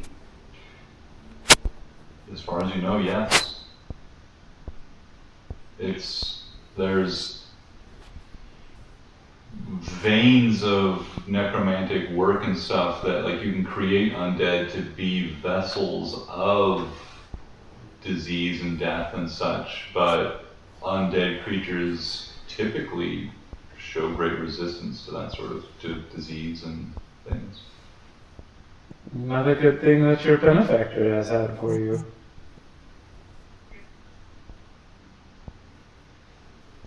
Yeah, that could be good.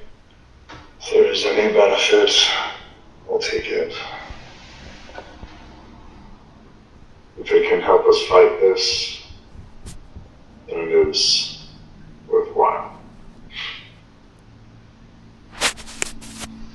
But the rot can infect stone. But a world-devouring entity, something tells me not immune.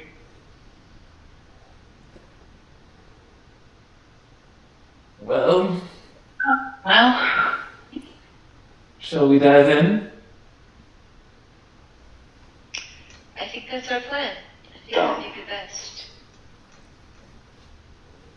Let's kill some rot. Do it. Eat food first? Oh, hell yeah! Yeah. Sounds like a good idea. We bowl. Okay, so I'm gonna need jewels for this. You need to eat jewels? No, he needs a bowl. And I take my sword out of the lead-lined sheath and like stick my hands out for some jewels and or bellstone, whatever we have, and I'll spend time to cast fabricate and make the sickest sick-ass bowl I can make. Absolutely. Inside of each of the jewels are little bits of yarn as well, like not sticking out, but like in the center of it. Like cat's eye marbles. Yeah. Yarn. Yeah. Things in there. Beautiful. Absolutely. You can definitely, you guys can spend this remainder of the day here doing this and any other preparation you wish before flying down into the rot. Yeah. I want. Chris sets up Oh, go ahead. a little like charcuterie board of like different bugs, all kind of laid out. But when he uses the bowl and like covers it and then uncovers it, it actually like expands out into like roasted duck and fish of various sizes and all healthy, realistic looking food. It's like a red wall book.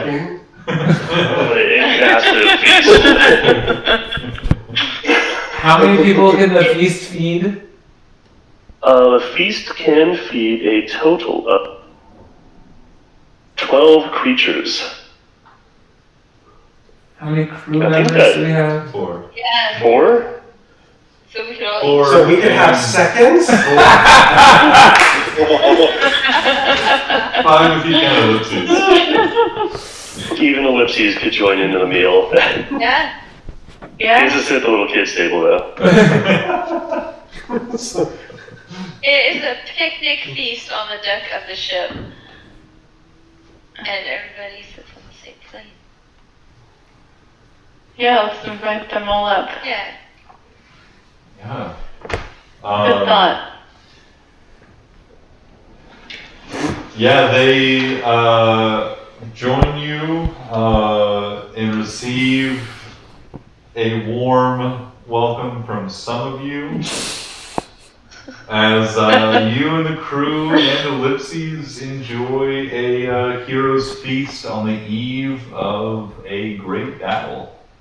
We'll Great, say like, you guys can kind of plan. Good. Greg clinks the glass together and say, "Happy last meal." Hopefully not.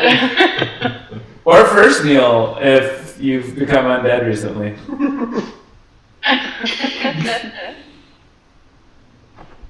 Mark. We have to have a discussion. Yeah? About what? No, I'm not saying, I'm asking. Oh, no. Oh, of course not. Have I wronged you? No! I'm fine with this. Surprisingly. Although my internal clockwork is a little confused because I don't know what this means as far as what Nibbles has told me to do because now you're technically dead. But we'll cross that bridge when we come to it. I'm no longer bound to his service. I'm free. Speedo is free!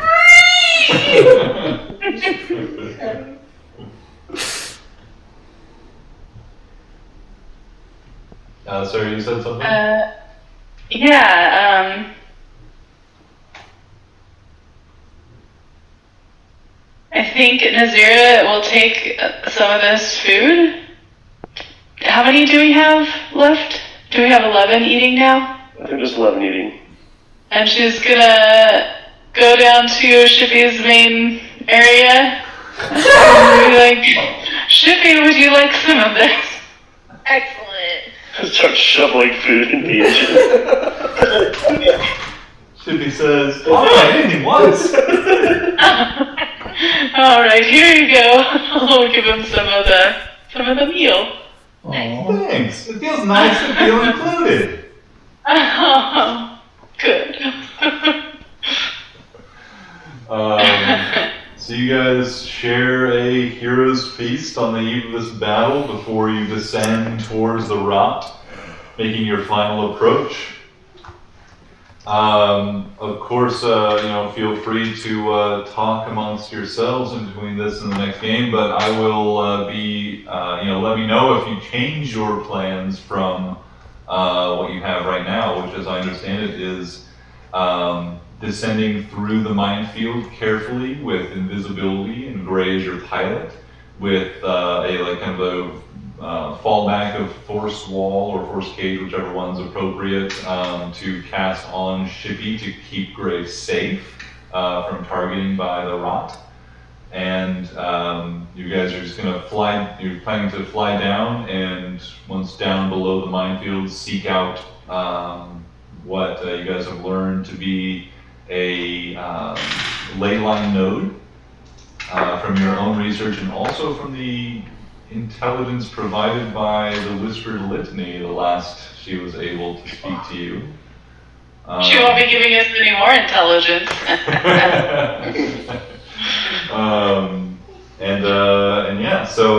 me know if the plan changes or if there's any other big plays or moves, especially with your powerful magics and such you want to bring into play beforehand. But we'll pick up next time with your guys' approach. Everyone gains 2d10 temporary HPs. No, those our hit point maximum goes up. Yeah. Yeah. Not even 10 hits max. Oh, yeah. For 24 hours. You gonna roll that? And it gives us also our... He's gotta roll. I'd say roll your own. I mean, if you want to. I rolled 11, but up to you. Roll it. It gives us some advantage on certain saves or something. Yeah, so the creature that partakes of the feast gains several benefits. The creature is cured of all diseases and poisons, becomes immune to poison and being frightened, and makes all wisdom saving throws with advantage. Ooh, we're immune to the fear. Yes, that's the real selling point. Yeah. Sorry, I forgot what this is. Oh yeah, the HP thing, like it really doesn't matter. It's usually like we just roll 1 for everybody because that's a little easier. But if you guys want to do it, everybody rolls their own. Totally fine. It's the same exact thing on average, so it does not matter. It matters. It depends on how much you ate. You know, some things I put a little extra bonus HP into, other things I didn't. Depends on how much you believe what you were eating was not just bugs. Yeah. Oh, it definitely was 100%. Yeah. The spell was just more of like a minor illusion. Yep. Just changes the texture and the flavor. It's really just big like bugs that have just been cockroaches grown to like turkey size. That was gross. Yeah. Thanks for that. And eggs are like the best part of the meal. Then you get much more of them. Oh, wait till you try the antennae. What a wild session. I did not anticipate that conversation going that way, Jared. I did not anticipate it being that straightforward and just being like, okay. That was awesome. Oh, little shocked also. Fucking awesome. I loved it.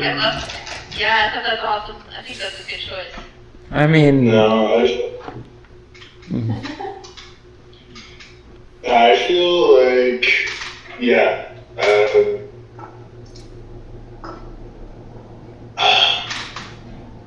I was just gambling that it was a force that was on my side.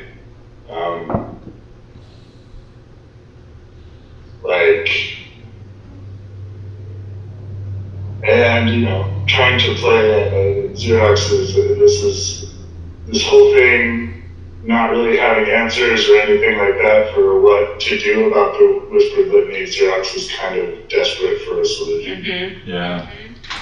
Yeah, for sure. So much Besides, fun. being undead kind of is a fun thing for Xerox aesthetic. Like, Oh yeah, aesthetically, Mark knows the way to my soul.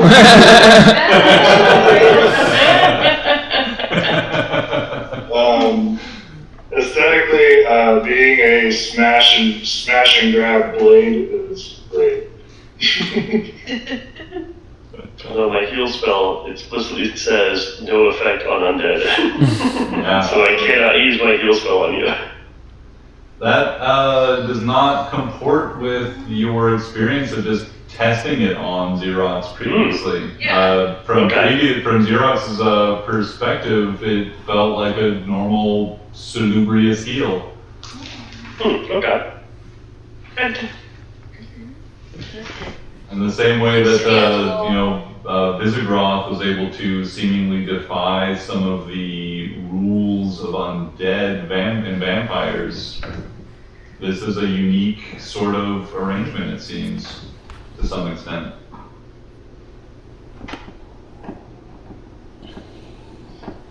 yeah, I mean, it makes sense. It's not your typical situation exactly. You get to turn into mist if you die and return to your coffin. Oh, yeah.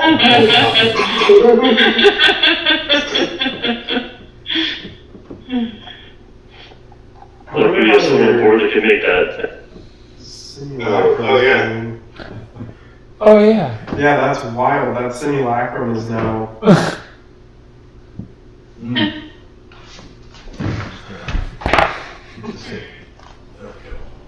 Yeah, the simulacrum is now a living Xerox copy versus this undead Xerox. Holy shit. That's a more of a phylactery now. That could be handy. Yeah. But it's not as strong. No, that's It's not as strong. But it can be repaired. We haven't tested it yet. We'll see. Ew. It's more of a real Xerox than the real Xerox. How dare you. This was his like phylactery, now he's like on his way to being a lich. Yeah. The first part great The whole time. No, send the double crosses. Nearly. No, not again! That's how we started this whole D&D mess. Let's not do it again. No, I'm trying to be a necro. That's what's going on. He's been the leader of the Brotherhood of the Asphalt. Yeah, it's all been a 4-year-long oh god, what's the word? Prequel? Prequel, thank you. This has been a 4-year-long prequel to that one shot we ran.